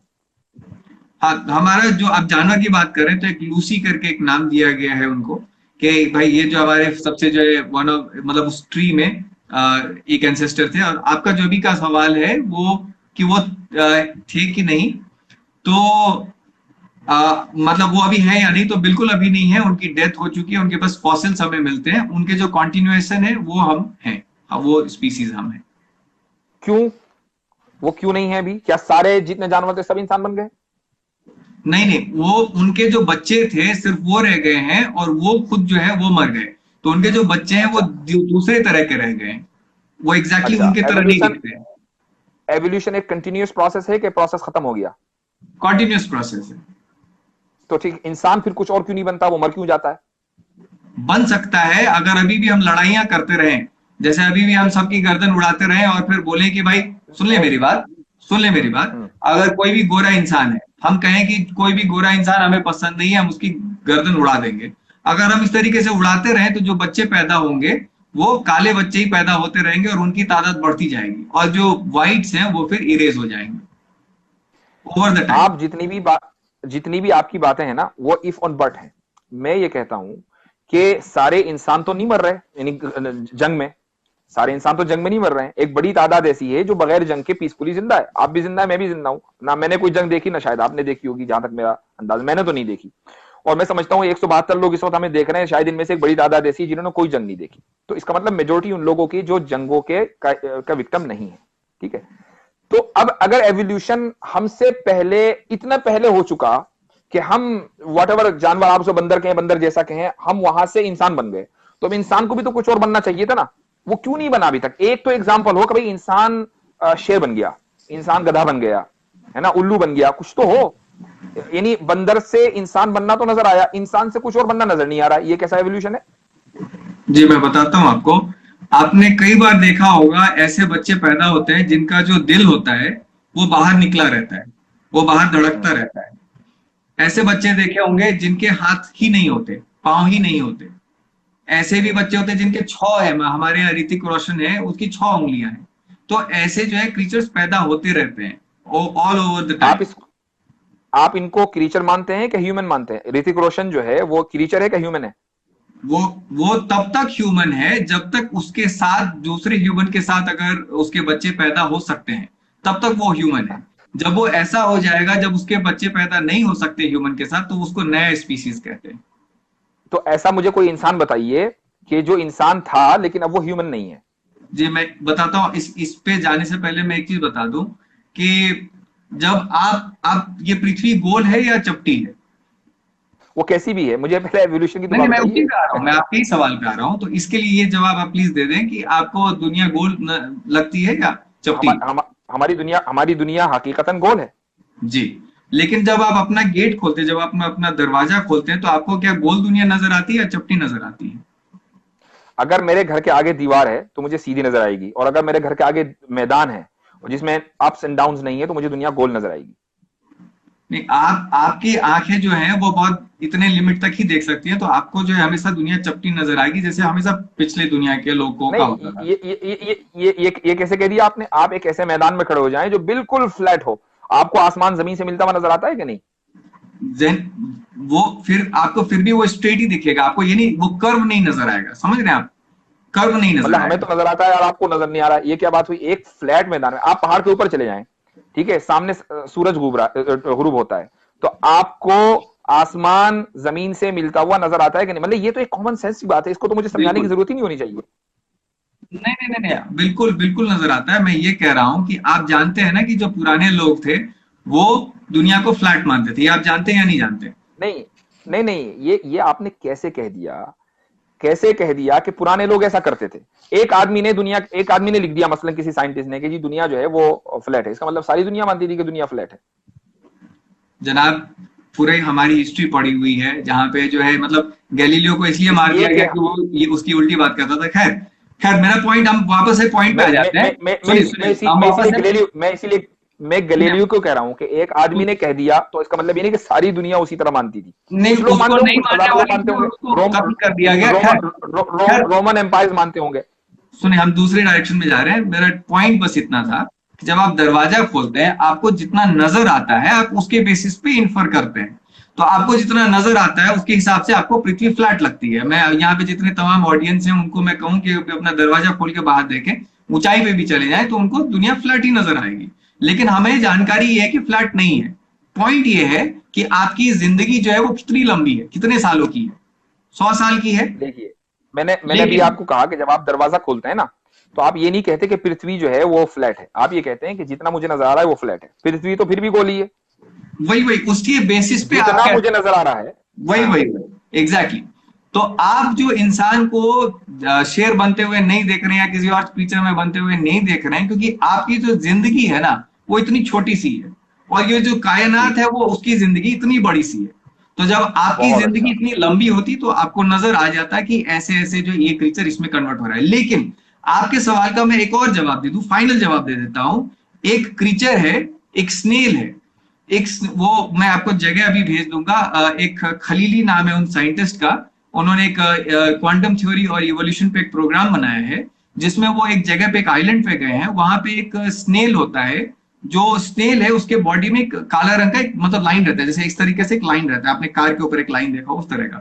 तो वहां पे जो चिड़िया होते हैं ना, वो जो सफेद होते हैं जिनके ऊपर लाइन नहीं होता है, उनको वो कंफ्यूज नहीं कर पाते, उनको डिटेक्ट कर लेते हैं और उनको उठा लेते हैं और उनको गिराते हैं, उनका मांस खा जाते हैं। लेकिन जिनके ऊपर वो लाइन रहता है उनको डिटेक्ट नहीं वो कर पाते। तो उसका कहने का मतलब ये कि हम आंखों के सामने इवोल्यूशन होते हुए देख रहे हैं कि जो सफेद वाले हैं वो ज्यादा मर रहे हैं और वो उनके बच्चे नहीं पैदा हो रहे, तो वो इवोल्यूशन से बाहर हो रहे हैं। और जो लोगों का वो लाइन है वो लोगों के बच्चे ज्यादा पैदा हो रहे हैं। तो इवोल्यूशन को हम अपने आंखों से देख सकते हैं। मैं उसका रेफरेंस आपको भेज दूंगा। एक तो ये बात बगैर रेफरेंस की, और जब तक कि जाहिर पूरा कॉन्सेप्ट अभी क्लियर नहीं है, बात इंसान पर आ जाए। आपने ये कहा कि चूंकि हमारी उम्र इतनी नहीं है, हम जल्दी मर जाते हैं, तो हम किसी इंसान को किसी दूसरी चीज में एवोल्यूशन के प्रोसेस के थ्रू जाते हुए नहीं देखते। यही मेरा जवाब है कि क्या आपने हम लोगों को बंदर देखा था कि हम बंदर थे, उसके बाद अचानक इंसान हो गए? आपने खुद देखा? वही मैं बता रहा हूँ कि बंदर का हमने नहीं देखा। सामने में जो है ये जिस जिस चीज की मैंने बताई आपको वो है। मैं और ऐसे मतलब ये मैं आपको बता, ये लाइव एग्जांपल है, मतलब अभी हम इसको जो ऑब्जर्व करते लोग हैं। जो लोग एवोल्यूशन को मानते हैं, दरअसल वो कंफ्यूज्ड हैं। क्यों? इसलिए कि वो एवोल्यूशन को, सुनिए मेरी बात सुन लीजिए, वो एवोल्यूशन को बगैर देखे मानते हैं। आपने अपने आप को या मुझे या किसी भी दूसरे इंसान को जिसको आप ये कहते हैं कि वो बंदर था, उसको बंदर नहीं देखा। आप खुद देखते हैं अपनी आंख से कि वो एक इंसान से पैदा हुआ है, ठीक है। दूसरे कि आप किसी एक इंसान को पूरी दुनिया में ये पिन पॉइंट नहीं कर सकते कि भाई ये बंदर था, या आप किसी ऐसे इंसान को नहीं जानते कि जो बंदर था, किसी भी एक इंसान को नहीं। ये आप सिर्फ इस पे बिलीव करते हैं। नहीं, अच्छा, हमें तो सुने, हमें अच्छा नजर ठीक तो है, आता है कि उसकी जो हड्डियां मिलती मैं हैं। अपनी बात मुकम्मल कर लूं, जबकि जो लोग एवोल्यूशन की थ्योरी पर बिलीव करते हैं वो हर चीज को ऑब्जर्वेशन के बाद बिलीव करते हैं। एक तरफ तो आप ये कहते हैं कि हम अल्लाह को इसलिए नहीं मानते कि हम ऑब्जर्व नहीं कर सकते, दूसरी तरफ आप एवोल्यूशन को बगैर ऑब्जर्व किए मानते हैं। नहीं नहीं, ये तो हम बिना hypocrisy है। ऑब्जर्व किए हुए नहीं मानते, हमारे पास बकायदा उनके प्रूफ्स हैं, उनके फॉसिल्स हैं, उन हड्डी के बेसिस पे जो है मानते हैं कि ये इस तरीके से इवॉल्व हुआ होगा। और अगर आपका एवोल्यूशन का एविडेंस ऋतिक रोशन की छठी उंगली है, तो इससे आप अंदाजा लगा लीजिए कि वो एविडेंस कितना कमजोर है। कमजोर आपने नहीं, वो तो तो ऋतिक बहुत रोशन को स्ट्रॉन्ग एविडेंस है। दूसरा कीचड़ नहीं, बना दिया, आप मुझे ऋतिक बताएं, रोशन को। आप मुझे वो तो केस बताएं, कर देगा आपके ऊपर। अल्लाह को जो है क्या पड़ी है कि किसी को 6 उंगली बना दे, ठीक है, किसी को गे बना देते हैं अल्लाह। अल्लाह तो नहीं चाहते ना कि गे सेक्स जो है वो तो आपके कुरान में अलाउड नहीं है। जब अल्लाह नहीं चाहता है कि गे पैदा हो, फिर क्यों पैदा होते हैं? मैं समझता हूं कि हमें एट ए टाइम एक सवाल को करना चाहिए, उसके ऊपर भी मैं जवाब दूंगा। पहले आ जाइए 6 उंगली पर ऋतिक रोशन की, कि अल्लाह ताला नहीं जी चाहते कि किसी की 6 उंगली पैदा हो। अल्लाह ने चाहा जब भी तो 6 उंगली हुई है, अगर न चाहते तो उसकी 5 ही होती। मैं ये कहता हूं कि हमारी नाक यहां पर है, ठीक है। अगर सारी दुनिया की नाक उसके पीछे होती ना, और एक आदमी की नाक सामने होती, तो सब उससे पूछते कि तुम्हारी नाक सामने क्यों है। भाई इसलिए कि आप सबकी नाक बिल्कुल सामने देखते हैं, इसलिए आप उसको अच्छा समझते हैं। आप सबके 5 उंगली देखते हैं, इसलिए बिल्कुल समझते हैं कि 5 उंगली ही होती होंगी। अल्लाह ताला ने एक आदमी को 6 उंगली बिल्कुल। दे दी, तो आप उसको कह रहे हैं कि नहीं, अल्लाह ने नहीं चाहा, इसके खुद ब खुद अल्लाह ने चाहा तभी तो उसके 6 उंगली हुई है। इसीलिए आप उसको डिफेक्टेड ह्यूमन तो कह सकते हैं। एक बच्चे का दिल बाहर है, उसको आप डिफेक्टेड ह्यूमन कह सकते हैं, लेकिन आप उसको ह्यूमन स्पीशीज से बाहर नहीं निकाल सकते। मैं नहीं निकाल रहा बाहर, मैं तो कह रहा हूं कि अगर उनके बच्चे पैदा हो सकते हैं ह्यूमन स्पीसीज के अंदर, तो वो ह्यूमन ही है। जब नहीं पैदा हो सकते, तो या तो वो ह्यूमन से आगे की चीज है, खैर कुछ भी, वो अलग तो की चीज है। आपने उसकी एग्जाम्पल दी है, इसलिए मैं उस पर आ रहा हूं। मैं आपने चूंकि ऋतिक रोशन की उस बच्चे की जिसका दिल बाहर होता है, उसमें उसकी एग्जाम्पल आपने एवोल्यूशन के तहत दी है, इसलिए मैंने उसका जवाब जी दिया। जी, मैं बता रहा हूँ, इवोल्यूशन ऐसे ही होता है जैसा हम अपने आंखों से देखते हैं कि किसी के 6 उंगली पैदा हो गए, किसी का जो है टांग नहीं है, किसी का मतलब इस तरह के एक्स्ट्रा फीचर्स है। अब उससे अगर किसी को फायदा हो रहा है, मान लें कि आज हमारी लड़ाई हो रही होती, सब जो एक दूसरे को मार रहे होते, और किसी का हाथ ऐसा पैदा होता कि वो मतलब इतना बड़ा होता कि किसी को एक मुक्का मारे वो मर जाए, तो उसके बच्चे ज्यादा पैदा होंगे, क्योंकि वो जो है अपनी जो है जात को फैला पाएगा। तो इवोल्यूशन ऐसे ही होता है कि एक वो मिनट, एक। दोबारा बोलिए। एक आदमी अगर बहुत मजबूत ताकतवर है कि एक मुक्का मारेगा सब मर जाएंगे, तो उसके बच्चे ज्यादा होंगे। बिल्कुल, क्योंकि वो दूसरे को हटाता जाएगा। आप देखें, जी हाँ, आप देखें, अभी एक देखें कि फिजिकल स्ट्रेंथ और सेक्सुअल स्ट्रेंथ में फर्क है कि नहीं है? वरना तो मैं कमजोर लोगों के बच्चे ही ना हो। मैं टोटल स्ट्रेंथ की बात कर रहा हूं, मैं एडवांटेज की बात कर रहा हूं। जब एक का एडवांटेज होता है दूसरे ग्रुप पे, और उसके जब बच्चे ज्यादा पैदा होते हैं, तो उसको एडवांटेज मिल जाता है, और उस तरह के बच्चे ज्यादा पैदा होते हैं, और उससे इवोल्यूशन हो जाता है कि जो पुराने हैं वो हट जाते हैं। जैसे जिराफ का एग्जाम्पल दिया जाता है। तो जो पुराने बच्चे जब हट गए और नए बच्चे आ गए, तो अगर आप उसको ह्यूमन ही कहेंगे, तो एवोल्यूशन कहां हुआ? एक आदमी ने दूसरे आदमी को मार दिया, लेकिन जिसने मारा वो भी ह्यूमन, जो मारा वो भी ह्यूमन। हाँ, मैं मारने वही के बाद अगर जो मारने वाला है वो बंदर बन गया, अब आप कहेंगे जी एवोल्यूशन हो गया।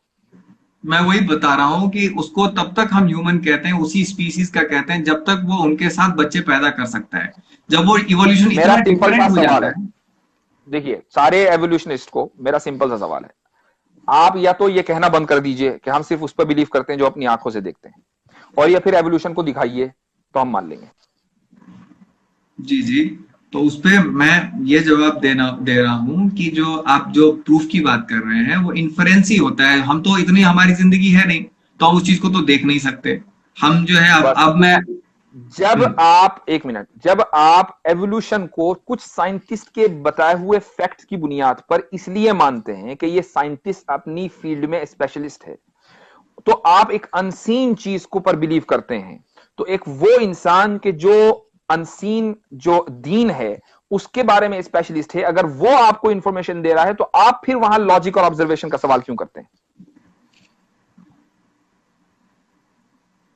नहीं, हम उसके ऑथोरिटी पे नहीं मानते उस बात को। हमारे यहाँ कोई प्रॉफिट नहीं है, साइंस के कोई प्रॉफिट नहीं है कि हम उनको फॉलो करने लगे। हमारे जो है डार्विन साहब कोई हमारे प्रॉफिट नहीं थे। डार्विन फैक्ट तो लेकर आया ना जी आपने, आपके हिसाब से आपने, भाई जी ये डार्विन ने कहा, भाई इसीलिए उस थ्योरी को आप डार्विनिज्म कहते हैं। जी। भाई डार्विन की अगर कोई अहमियत न होती, तो उस थ्योरी का नाम डार्विनिज्म क्यों रखते? आप उसको उज्ज्वलिज्म कहते हैं या कुछ और कह देते, ठीक है।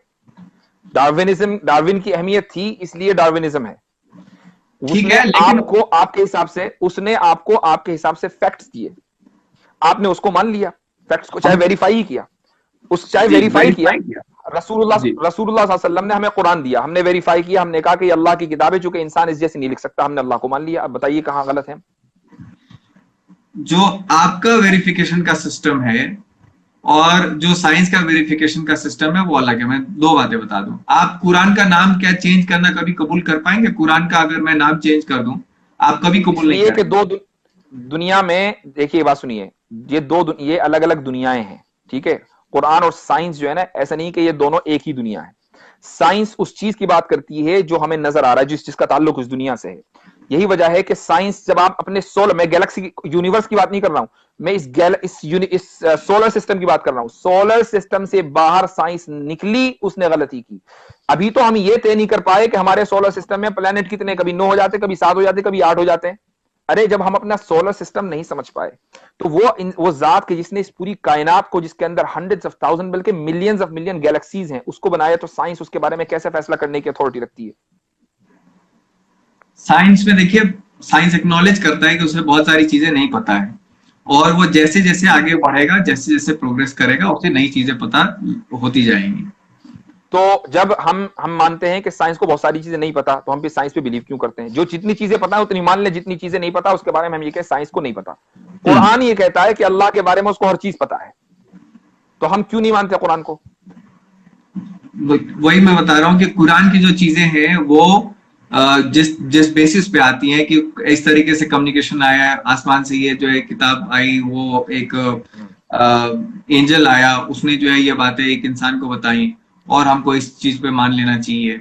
और मतलब इस तरह की जो बातें हैं, ये आपका बिलीफ की बातें हैं, इसकी जो है कोई मतलब टेंजिबल प्रूफ्स नहीं है कि। ब्लैक होल देखा है आपने? ब्लैक होल देखा है? नहीं देखा है। किसने बताया आपको? साइंस ने बताया, टीवी नेटवर्क, इन सब इंटरनेट ने बताया। हाँ, तो उस पर तो आपने बिलीव कर लिया। एक टीवी नेटवर्क पे एक न्यूज एंकर बता ब्लैक रहा होल है की कि इस बकायदा ब्लैक फोटो होल, है।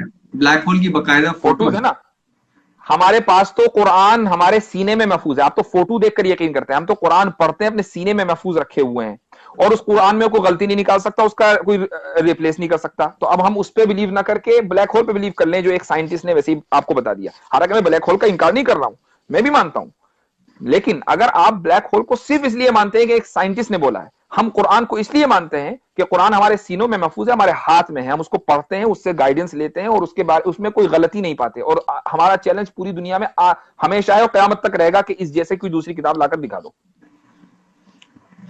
तो उसमें तो मेरा जो ये समझ है वो तो यही कहता है कि जैसे इवोल्यूशन है, इस तरह की चीजें जो है मतलब कुरान में फिट नहीं होती हैं, तो वहां पे तो मुझे कॉन्ट्रडिक्शन नजर आता है।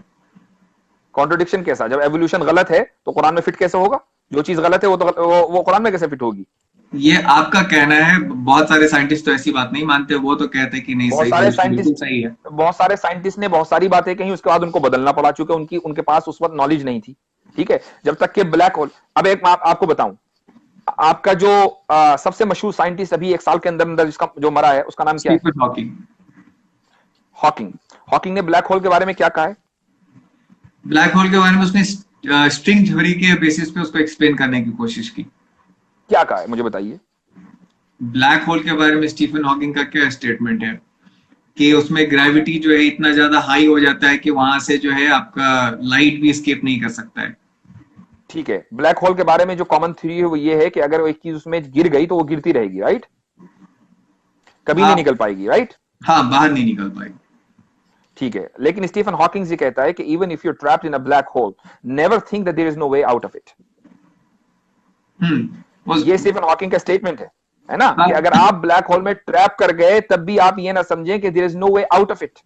तब भी उसका कहीं ना कहीं सिरा, इसका मतलब ये कि वो इस बात का कायल है कि हो सकता है कि ब्लैक होल का एक दूसरा एंड हो, जबकि साइंस इसको बिलीव नहीं करती है। क्यों? इसलिए कि साइंस अभी इग्नोरेंट है, साइंस को पता नहीं है। जब साइंस एक साइंटिस्ट उसमें गिरेगा तो जाके देख कर आएगा कि वो उसका दूसरा सिरा है कि नहीं। सही। तो मेरे कहने का मकसद ये है कि आपका जो साइंटिस्ट है ना, जो सबसे बड़ा साइंटिस्ट है, वही कंफ्यूज्ड है। कभी तो कुछ कहता है, कभी मरने से पहले कुछ और कह जाता है। कुरान कभी कंफ्यूज नहीं है। कुरान ने जो बात कह दी वो हरफ आखिर है। अब वो जब रेवोल्यूशन बंद हो गया, वही मुकम्मल हो गई, कुरान मुकम्मल हो गया, अब उसमें कोई तब्दीली नहीं होगी कोई उसमें तहरीफ नहीं होगी, कोई डिस्टोर्शन नहीं होगा, ना जबर जेर बनेगा ना जेर जबर बनेगा। सही है, मैं आपकी बात समझ गया। मैं अपनी बात कह दूं कि साइंस जो है वो नहीं कहता कि वो एक रिलीजन है और वो उसको एक प्रॉफिट के थ्रू नाजिल हुआ है और वो जो बात कहता है वो फाइनल है। इसीलिए इवोल्यूशन को भी इसके साथ भी थ्योरी शब्द जुड़ा हुआ है, क्योंकि वो ये नहीं कहता कि एक माय प्रॉफिट के थ्रू फ्रेंड, आया ये है। थ्योरी सही भी हो सकती है, गलत भी हो सकती है, और जो चीज लेकिन सही और गलत हो उसको आप ये तो कह सकते हैं कि हाँ भाई हो सकता है ठीक हो, लेकिन आप उसमें बिलीव नहीं कर सकते। हम बिलीव फैक्ट्स के बेसिस पे करते हैं कि जितने ज्यादा हमें डेटा मिलती जाती है उसके बेसिस पे। आप सुन ले मेरी बात, अभी आप तो सुन ले।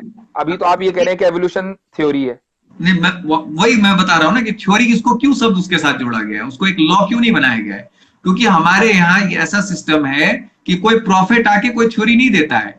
सारी चीजें जो चलो है मैं हाइपोथेसिस होती है, सुन ले।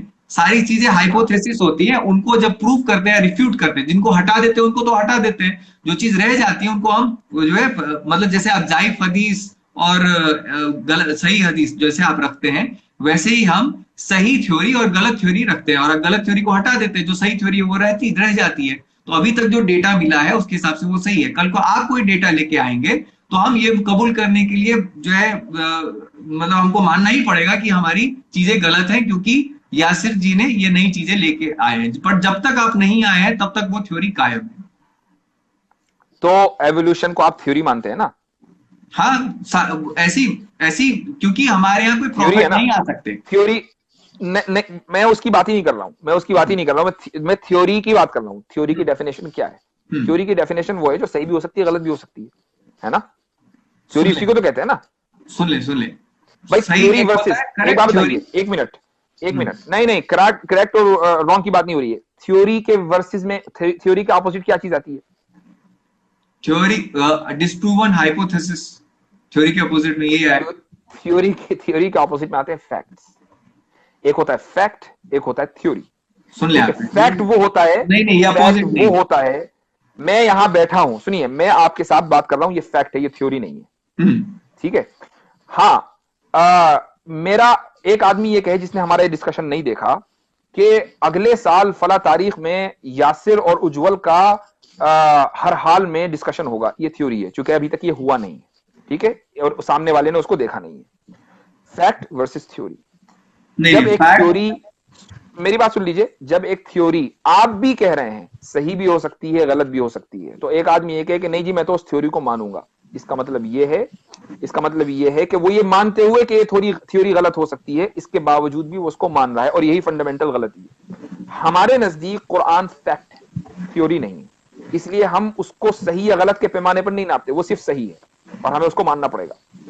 यहीं पे मैं आइडियोलॉजिकल डिफरेंस बता रहा हूं कि हम उसको थ्योरी इसलिए कह रहे हैं क्योंकि हमारे पास जो है कोई ऐसा कॉन्स्ट्रक्ट नहीं है जिससे हम ये फाइनल कर दें कि यही हो सकता है और कुछ नहीं हो सकता है। जैसा कि आपके यहाँ सिस्टम है कि ये प्रॉफिट से आया है तो ये फाइनल है। क्योंकि आपके यहां सोर्स ऑफ इंफॉर्मेशन दो हैं।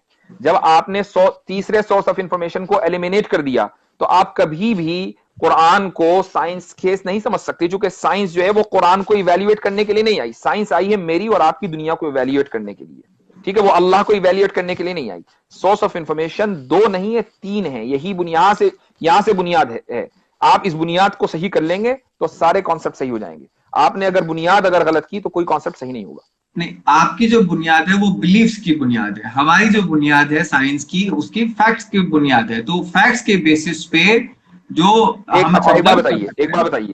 अब आपने कहा कि हम बिलीव करते हैं, आपकी फैक्ट है। मिसाल के तौर पर मुझसे मेरे एक बहुत ही क्रेडिबल फ्रेंड ने, जो जिसको मैं फादरली फिगर भी समझता हूं, फ्रेंड ही नहीं बल्कि फादरली फिगर है, उसने बताया कि उसके एक बहुत ही क्रेडिबल फ्रेंड ने उसको बताया कि उसके एक बहुत ही क्रेडिबल फ्रेंड ने उसको बताया कि उसके एक बहुत ही क्रेडिबल फ्रेंड ने उसको ये बताया कि मोहम्मद सल्लल्लाहु अलैहि वसल्लम ने उसको ये बताया कि उन्होंने बहुत ही क्रेडिबल पर्सन जिब्रील को देखा कि उन्होंने अल्लाह से ये पैगाम लेकर आए।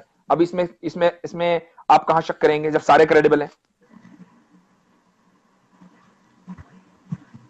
अब ये आपकी क्रेडिबिलिटी साबित हो गई ना।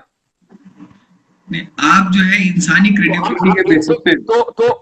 तो ये कोई ऐसी चीज नहीं है कि हमने कहीं सुन लिया कि हाँ भाई अल्लाह है। नहीं, हमारे और अल्लाह का जो पैगाम है उसके दरमियान एक बहुत ही क्रेडिबल चेन ऑफ ट्रांसमिशन है, जबकि आपके और गैलीलियो हुआ या स्टीफन हॉकिंग हुआ, उसके दरमियान एक किताबें, अखबारात, न्यूज़पेपर्स, आर्टिकल्स तो हो सकते हैं, लेकिन डार्विन ने खुद एवोल्यूशन नहीं देखा था, ठीक है, उसने आप कुछ एक थ्योरी गढ़ी, उसके बाद बता दिया, जी, तो हमारा आपने उसको हमारा इग्नोर कर लिया। वही वही मेरे और डार्विन के बीच में फैक्ट्स का कनेक्शन है कि क्या ऐसा हो सकता है, रीजनेबल है, क्या ये चीज पॉसिबल है, उसके बेसिस पे हम तो करते हैं, क्रेडिबिलिटी की फैक्ट्स बात बदलते नहीं है। नहीं हम्म। मिस्टर उज्जवल, फैक्ट्स हम्म। बदलते नहीं है। हम्म। सूरज अगर दिन में निकलता है तो ये एक फैक्ट है, ऐसा नहीं है कि वो कभी रात में निकल जाएगा, ठीक है।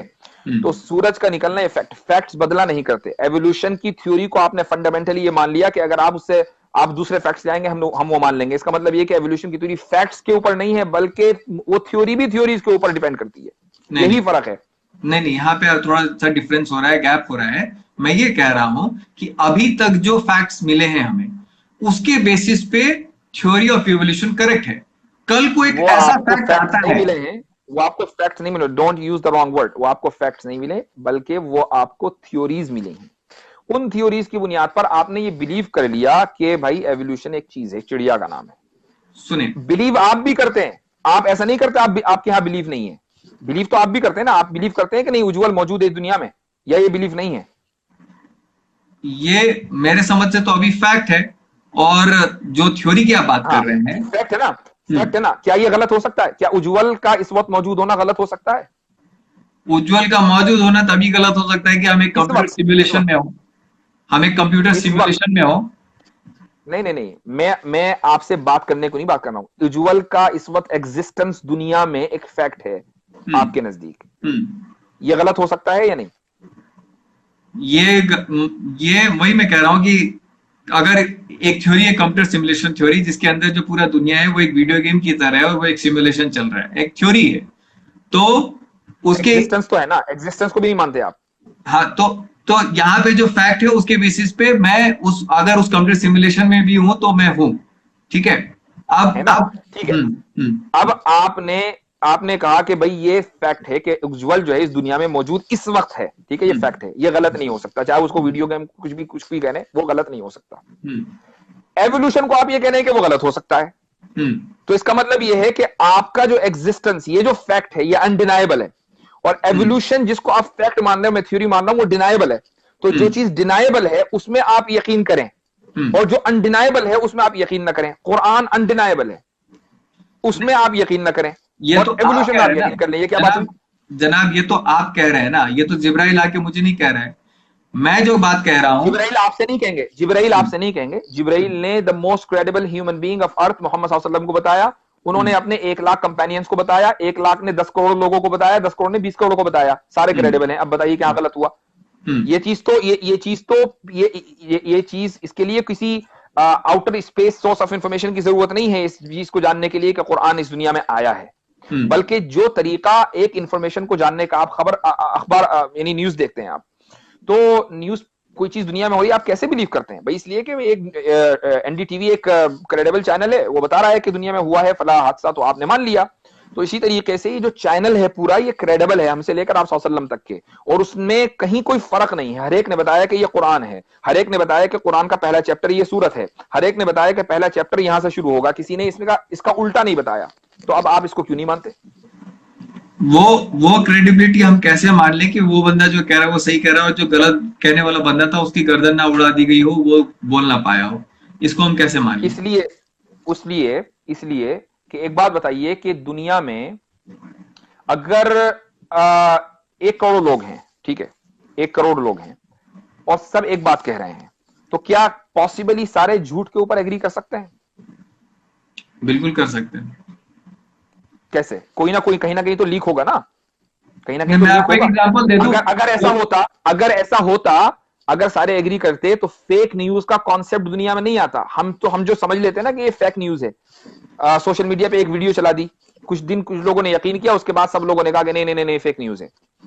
चंद महीनों के नहीं, चंद दिनों के अंदर पता चल जाता है कि न्यूज फेक है कि ऑथेंटिक है। कुरान के बारे में हजरत मोहम्मद सल्लल्लाहु अलैहि वसल्लम से लेकर आज तक मिलियंस नहीं, billions of billion human being इस बात पर एग्री करते हैं कि सूरह फातिहा पहला चैप्टर है, उसका पहला लफ्ज अल्हम्दु है। किसी मुसलमान ने ये नहीं कहा कि नहीं नहीं मेरे पास इंफॉर्मेशन गलत है, असल में सारे मुसलमान झूठ बोल रहे हैं, मैं सच बोल रहा हूं, कोई एक मुसलमान लाकर दिखाइए।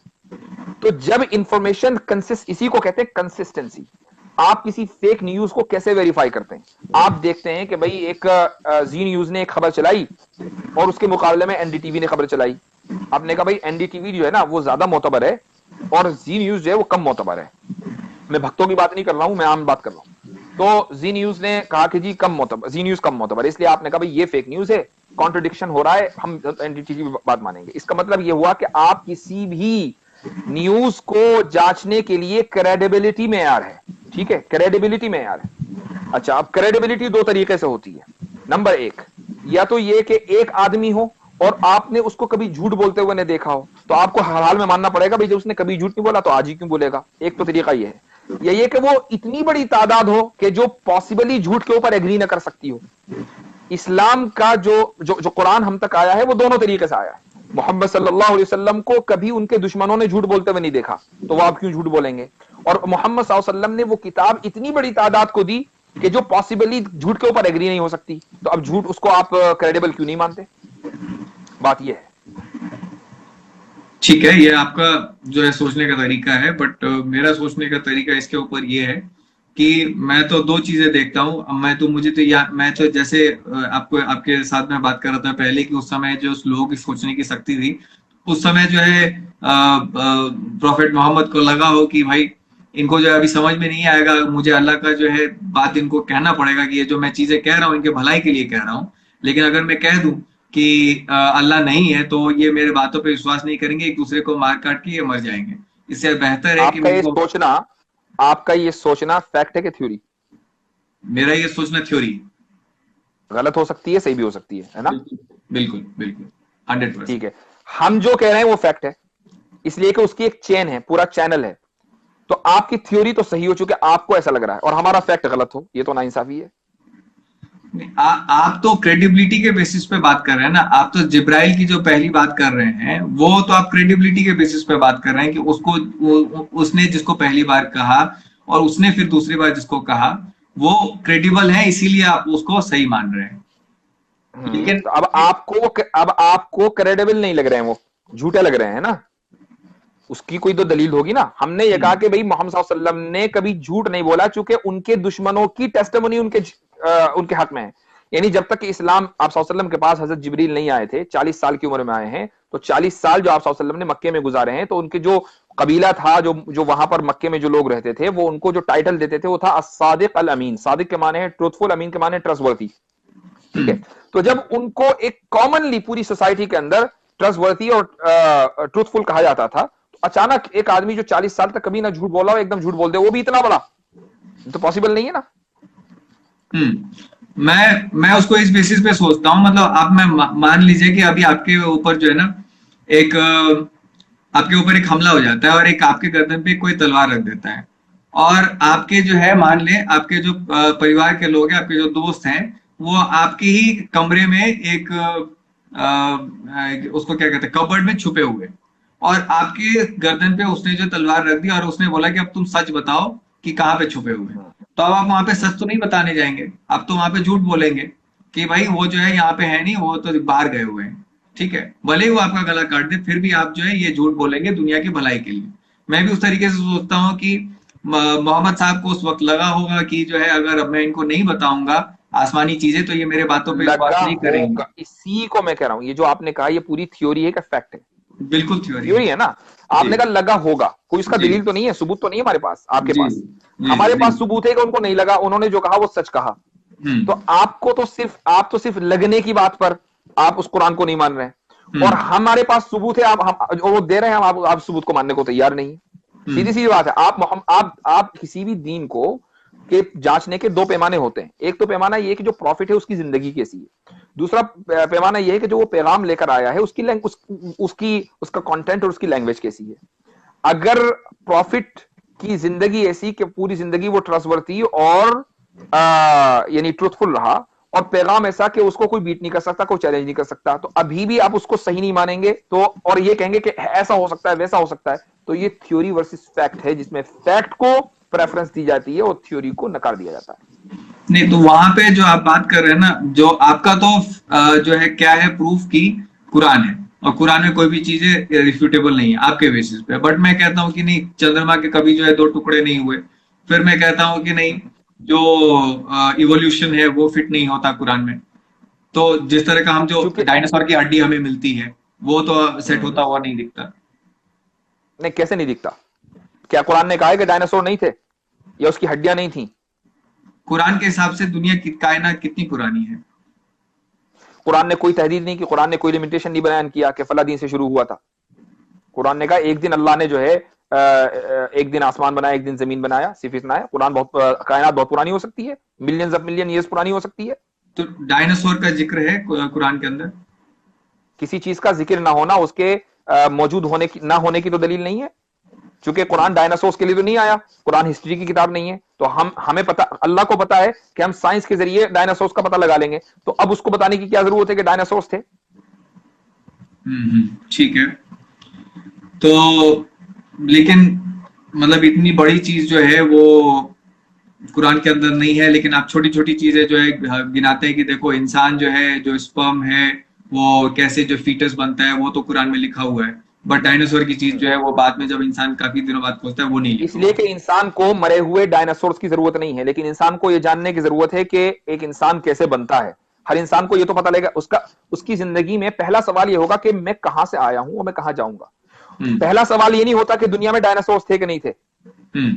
या ये पहला सवाल है। अगर पहला सवाल ये होता ना हर इंसान का कि दुनिया में डायनासोर्स थे, तो कुरान में डायनासोर्स का जिक्र होता। कुरान में डायनासोर का जिक्र इसलिए नहीं है कि हमारा पहला सवाल ये नहीं है। हमारा पहला सवाल ये कि मैं कहां से आया हूं, मैं कहां जाऊंगा, और मैं ये जो जिंदगी में गुजार रहा हूं ये मैं कैसे गुजारूं, और इन तीनों का जवाब कुरान ने दिया है। अच्छा, ये जो जिंदगी है, आप इसको बताते हैं कि ये सिर्फ एक टेस्ट है और कुछ भी नहीं है, और इस टेस्ट के लिए जो आपको स्कोर किया जाएगा, मतलब इस जिंदगी का मकसद बस जो है ये टेस्ट अच्छे से पास करना है। तो दूसरी जिंदगी का क्या मतलब है फिर? उसका क्या पर्पस है? जब आप एग्जाम में आपने मसलन एक डिग्री ली बायोलॉजी के, आपने पढ़ी, उसमें आप साइंटिस्ट बन गए। आपने क्यों पढ़ा? इसलिए कि आप एक अच्छी जिंदगी गुजार सके, ठीक है। आपकी एक अच्छी जॉब हो, हैंडसम सैलरी हो, और आप आसानी के साथ बड़ी कार हो, जबरदस्त बैंक बैलेंस हो। इसका मतलब ये कि आप एक अच्छी लाइफ जो है वो देखना चाहते हैं, जिसमें जो जिस वजह से आपने पढ़ा है। यही वजह है कि जो कम पढ़े लिखे लोग हैं, यूजुअली अगर उनके पास खानदानी दौलत नहीं होती तो उनको अच्छी जॉब नहीं मिलती, उनकी जिंदगी वैसी नहीं होती जो अमीरों की होती है। ऐसे ही इस दुनिया में जो इंसान आया है, वो कोई भी इंसान, दुनिया का सबसे अमीर इंसान हो, दुनिया का सबसे गरीब इंसान हो, टेंशन फ्री नहीं है। टेंशन उसके पास है, परेशानियां उसके लगी हुई है, नुकसान उसको भी होता है, ठीक है। तो अल्लाह ताला ने ये दुनिया बनाई एक एग्जाम के लिए कि आप इस एग्जाम सेंटर में बैठे, कामयाब अगर हो गए तो आपको आगे वो जिंदगी आने वाली है जो टेंशन फ्री है, जिसमें ना मौत है और ना ही किसी चीज के खोने का खौफ है, और हर वो चीज मिलनी है जो आपकी ख्वाहिश है। इस दुनिया में आपको वो चीज नहीं मिल सकती जो आप चाहते हैं। बहुत सी चीजें ऐसी आप चाहते हैं, नहीं मिल सकती। बिल गेट्स दुनिया का सबसे अमीर आदमी है, अगर चाहे कि पूरी दुनिया में खरीद, नहीं खरीद सकता, है ना। जी तो जी हम जी। जो आगे की जिंदगी है उसका मकसद ये है कि हम वो किसी भी टेंशन से फ्री होकर अपनी हम्म। ख्वाहिश के मुताबिक जिंदगी गुजारें, चूंकि इस जिंदगी को हमने अपने क्रिएटर की ख्वाहिश के मुताबिक गुजारा है। बस यही फर्क है। ओके, बट मतलब क्या करेंगे वहां पे? मतलब मुझे क्या चाहिए, ये चीजें चाहिए, मतलब बस कंज्यूम करते रहेंगे? मतलब मकसद क्या है? लोग कहते हैं ना क्यों कि इस आप जिंदगी में अगर आप हम एक सवाल सुन ले। जैसे आप मुझे कुछ लोग कहते हैं कि यार तुम एथिस्ट हो, तुम्हारा मकसद क्या है, मतलब ये इस तरह की सवाल करते हैं। तो मैं वही सवाल करता हूँ आपसे, फिर आपको जो दूसरी दुनिया में मतलब सारी चीजें मिल जाएंगी, मकसद क्या होगा जिंदगी का? एक चीज मिसाल के तौर पर, मुझे एक गाड़ी मिली जो इस वक्त दुनिया की सबसे अच्छी गाड़ी है, राइट। तो वो सबसे एक्सपेंसिव है, सब बेस्ट लग्जरी गाड़ी है। अब ये तो नहीं है कब इसके बाद कोई दूसरी अच्छी गाड़ी नहीं बनेगी। एक अच्छी गाड़ी आ गई, उसके बाद अगला मॉडल अगले साल का आ गया। अब मैं चाहूंगा कि यार 2017 के बजाय 2018 का मॉडल ले लूं, तो 2018 का जो मॉडल होगा वो 2017 से तो बेहतर होगा। तो ये जो एडवांसमेंट है, यही मेरा पर्पस है। तो उस दुनिया में जब हम चले जाएंगे तो ऐसा नहीं है कि अब आपको सब चीज मिल गई, अब क्या, नो। उसके अंदर भी एडवांसमेंट होना है, और वो होते रहना है, और वो अनलिमिटेड नंबर और अनलिमिटेड टाइम के लिए होता रहेगा। ये एडवांसमेंट ही हमारा पर्पस है। ओके। और जब आपको ये पता है, कि ये मुझे हर हाल में मिलेगा, तो इसका मतलब आपको कोई टेंशन नहीं है, आपको खोने का कोई खौफ नहीं है। इस दुनिया में 2017 की जो गाड़ी चला रहा है उसको ये श्योरिटी नहीं है कि 2018 का मॉडल उसको हर हाल में मिलेगा। मुमकिन है कि ना मिले, मुमकिन है कि वो फौरन गरीब हो जाए और उसको खरीद ना सके। वहां ऐसा नहीं होगा। बस मतलब यही एडवांसमेंट करते रह जाएंगे, और मतलब अल्टीमेट मकसद क्या होगा, मतलब अल्टीमेटली क्या करना है जिंदगी के साथ दूसरी दुनिया में? अब इस दुनिया में आपको अल्टीमेटली क्या करना है मुझे बताइए। नहीं, आपके हिसाब से तो ये करना है कि कयामत के दिन में अपने पॉइंट्स जो है अच्छे रखने हैं ताकि दोजख में ना मैंने जाए। तो अपना पॉइंट बता दिया। मैं आपका पूछ रहा हूं, चूंकि आप तो एथिस्ट हैं, किसी चीज में बिलीव नहीं करते, तो आप मुझे बताइए कि आपका अल्टीमेट गोल क्या है लाइफ का। सही। मेरा अल्टीमेट गोल ऑफ लाइफ यही है कि मैं इंसानों को जो है सच के तरफ लेके जाऊं, और उसको क्यों? ये रियलाइज कराऊं। जी। हाँ, उसको ये बोलिए क्यों, रियलाइज क्यों कराऊं सच? राइट। कि अकेली अकेले जो है जिंदगी का कोई मतलब नहीं है। अगर मैं सिर्फ इस पूरे कायनात में मैं अकेला इंसान होता तो मैं अभी किससे लाइव में बात कर रहा होता, कौन यहाँ पे कमेंट कर रहा होता, मैं फोटो लगा के कहाँ पे लगाता, और मतलब मेरे पास सारी तमाम चीजें आ जाए पर फिर भी उसका कोई मतलब नहीं होता। तो इंसान को ये समझने की जरूरत है कि अकेले उसका कोई मतलब नहीं है। हम एक दूसरे के लिए हैं इस कायनात में, और हमको एक दूसरे की जिंदगी जो है वो बेहतर बनानी है, यही जिंदगी है।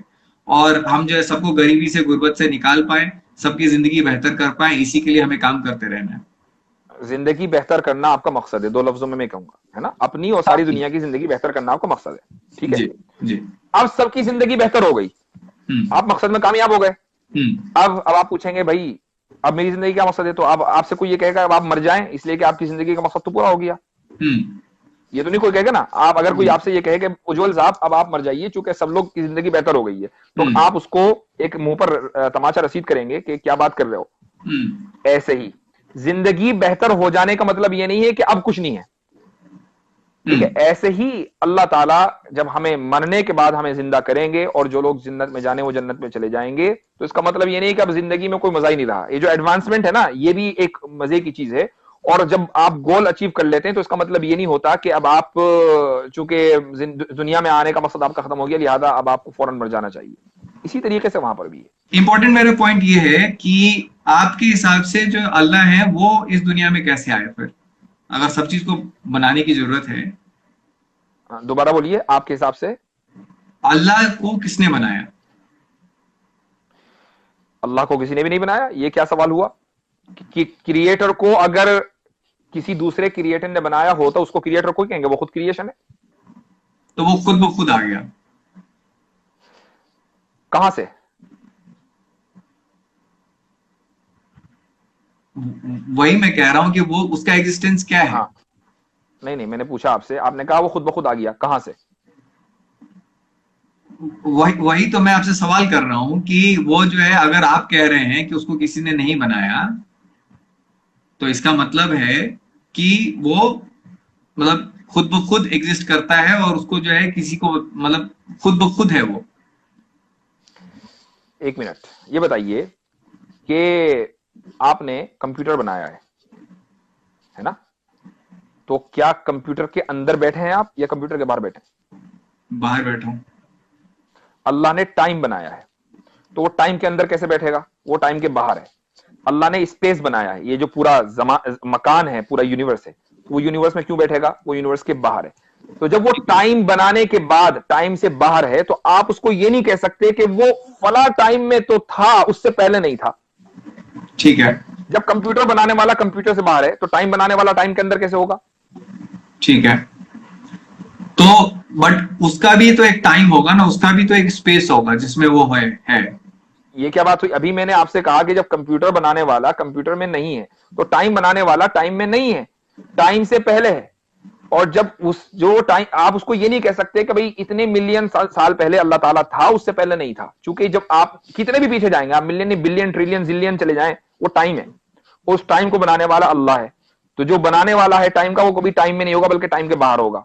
और जो टाइम के बाहर होगा आप उसको टाइम से जज नहीं कर सकते। इसलिए आप ये नहीं कह सकते कि अल्लाह कब आया, चूंकि जो कब का सवाल है ये उसके लिए होगा जो टाइम के अंदर है, ना कि उसके लिए जो टाइम के बाहर है।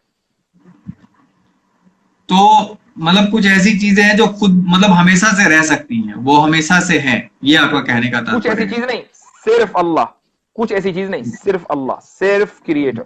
मैं अगर उसी तरीके से कहूं कि ये कायनात जो है वो हमेशा से है और इसको किसी ने नहीं बनाया, तो उसमें कितने का फर्क पड़ रहा है? नहीं तो आप अगर ये ना कहें कि अगर या मगर, आप ये कहिए कि है हमेशा से। आप क्यों थ्योरी को लेकर चलते हैं? आप फैक्ट्स के ऊपर बात कीजिए ना। आप ये कहिए कि भाई ये कायनात हमेशा से है, अब हम ये कहेंगे उसकी दलील दीजिए। जनाब साइंस जो है वो ऐसे ही चलता है, थ्योरी पे ही चलता है। अलग अलग थ्योरी दिए जाते हैं, जिसको आप रॉन्ग प्रूव कर देते हो उसको हटा दिए जाते हैं, और जो सही रह जाते हैं वो रह ठीक जाते है, हैं।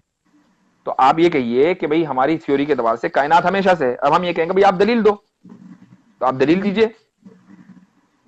हम्म। नहीं, मेरा जो है मेन पॉइंट आपको कहने का ये था कि जैसे खुदा हमेशा से हो सकता है, वैसे ही ये कायनात हमेशा से क्यों नहीं हो सकती है? क्योंकि कायनात क्रिएटर नहीं है, कायनात क्रिएशन है। आप वरना तो ये कहना पड़ेगा जिस तरीके से कंप्यूटर बनाने वाला है, इसी तरीके से जिस दिन पैदा हुआ था उस दिन कंप्यूटर भी पैदा हो गया था। उसने बड़े होकर पढ़ाई की, उसके बाद उसने वो इंजीनियर बना, यहां तक कि उसको एबिलिटी हुई कि उसने कंप्यूटर ईजाद किया। तो ऐसा ही ये है। तो अल्लाह, कायनात हमारे लिए क्रिएटर नहीं है, क्रिएशन है। उसके लिए जरूरत है कि एक टाइम से वो शुरू हो। ठीक है, एक टाइम से वो शुरू होगा और उसी को हम क्रिएशन पॉइंट कहेंगे। अल्लाह क्रिएट है, वो टाइम बाउंड नहीं है। कि मतलब आपके समझ से जैसे अल्लाह का कोई शेप नहीं है, अल्लाह का कोई ड्राइंग नहीं है, पेंटिंग नहीं है, लेकिन अल्लाह जो है उनको गुस्सा भी आता है, वो सोचते भी हैं, तो ये कैसे है, ये कैसे फिट होता है? ये किसने कहा कि अल्लाह सोचते हैं? ये तो हमने नहीं कहा कभी। उन्हें गुस्सा आता है, खफा होते गुस्सा हो? जो है, ये हम उसको ट्रांसलेट करते हैं। अल्लाह की फीलिंग, अल्लाह इमोशंस फ्री है। हाँ, अल्लाह ताला की मर्जी और नाराज, ये यानी इसको आप कह लीजिए कि इसको इंग्लिश में कहेंगे प्लेजर और डिसप्लेजर। यानी अगर हम अल्लाह की मर्जी के मुताबिक करें तो अल्लाह ताला हमें जन्नत में भेजेगा, और अगर अल्लाह ताला की मर्जी के खिलाफ इंसान करता है तो वो जहन्नम में जाएगा। अल्लाह ताला को एक ही वक्त में रहम आना और एक ही वक्त में गुस्सा आना, ये इस बात की दलील है कि अल्लाह क्रिएटर है। एक आदमी को एक ही वक्त में गुस्सा और एक ही वक्त में मोहब्बत नहीं हो सकती। या तो वो गुस्सा होगा, एक इमोशन होगा, या दूसरे इमोशन में होगा। अल्लाह ताला दोनों चीजें अगर एक साथ कर रहा है, यही क्रिएटर होने की दलील है उसकी। ठीक है, ठीक है, मैं एक आखिरी सवाल कर लूं बस छोटा सा, कि मेरे समझ से ये जैसे बहुत सारे, जैसे काबा में जो वो पत्थर मारते हैं तीन पिलर्स पे, जैसे वो जो है एक सिंबल सिंबल है, क्या बोलते हैं, शैतान के। तो उसी तरीके से अगर क्या खुदा भी जो है या अल्लाह भी जो है वो एक इलाहत है, वो एक सिंबलिज्म है? नहीं, इसलिए कि शैतान क्रिएटर नहीं है। जो क्रिएशन है उसका सिंबल हो सकता है, नो प्रॉब्लम। ठीक है, क्रिएटर जो है वो सिंबल फ्री है, वो शेप फ्री है। तो हम इस बात को मान लें कि अल्लाह के अलावा पूरी कायनात जो है वो ऐसी है कि जिसको हम देख सकते हैं, छू सकते हैं। हो सकता है कभी तक वहां तक ना पहुंचे हों। जो शैतान है जिसको हम कंकरियां मारते हैं हज में, तो वो भी क्रिएशन है, क्रिएटर नहीं है, इसलिए उसका एक सिंबल है। अल्लाह ताला का कोई सिंबल नहीं है। ठीक है, अल्लाह ताला का सिंबल आपके सिस्टम में नहीं है। हिंदुइज्म में जो है बहुत सारे वो बुद्ध की पूजा करते हैं। खैर, मेन पॉइंट ये है कि आप ये कह रहे हैं कि अल्लाह का कोई शेप नहीं है और वो सबसे फ्री है, लेकिन वो एक फिजिकल किताब जो है वो भेज सकते हैं। मतलब वो सोचते हैं, मतलब किसी लेवल पे तो वो सोचते हैं ना, कुछ करते हैं, दिमाग में उनके कुछ चलता है। अल्लाह ताला की ये जो कलाम आया है, ये अल्लाह ताला का कैरेक्टरिस्टिक है। ठीक है, अल्लाह का कैरेक्टरिस्टिक है ये। अल्लाह ताला का, और ये जो यानी जो पूरी कायनात है, ये अल्लाह ताला का क्रिएशन है। दोनों में आप इसको फर्क कीजिए। ठीक है, कैरेक्टरिस्टिक है, लेकिन उन्होंने ये लिटरल शब्द जो है जिब्राइल के थ्रू जो भेजे, वो तो मतलब लिटरली कुछ कहा, अल्लाह ने किसी को कुछ कहा और फिर भेजा ना। मतलब वो एक इंसान की तरह बात करते हैं। नहीं, ये क्या जरूरी है कि इंसान की तरह बात करें? क्या बात करना सिर्फ इंसान के साथ लिमिटेड है? क्या जानवर बात नहीं करते? इंसान के साथ तो लिमिटेड नहीं है ना। तो इसका मतलब ये कि जो इंसान नहीं है वो भी बात कर सकता है। तो अल्लाह ताला जो इंसान नहीं है बल्कि इंसान का खालिक है, क्या वो बात नहीं कर सकता? ठीक है, लेकिन वो बात करते हैं। मतलब उन्होंने जो है जिब्राइल को कुछ कहा, जिब्राइल ने आके फिर जो है मोहम्मद साहब को कुछ कहा। ठीक है, मतलब यही सोच है मतलब। बिल्कुल बिल्कुल। अल्लाह ताला ने पैगाम भेजा जिब्राइल के जरिए, जिब्राइल ने वो पैगाम लेकर आए आप सल्लल्लाहु अलैहि वसल्लम के पास। जी, ठीक है, ठीक है। धन्यवाद यासिर साहब, आपने इतना जो है वक्त दिया हमें। बहुत ही हम टाइम से आगे चले गए और फिर भी जो है आपने समय दिया, तो बहुत बहुत शुक्रिया। शुक्रिया, बहुत बहुत।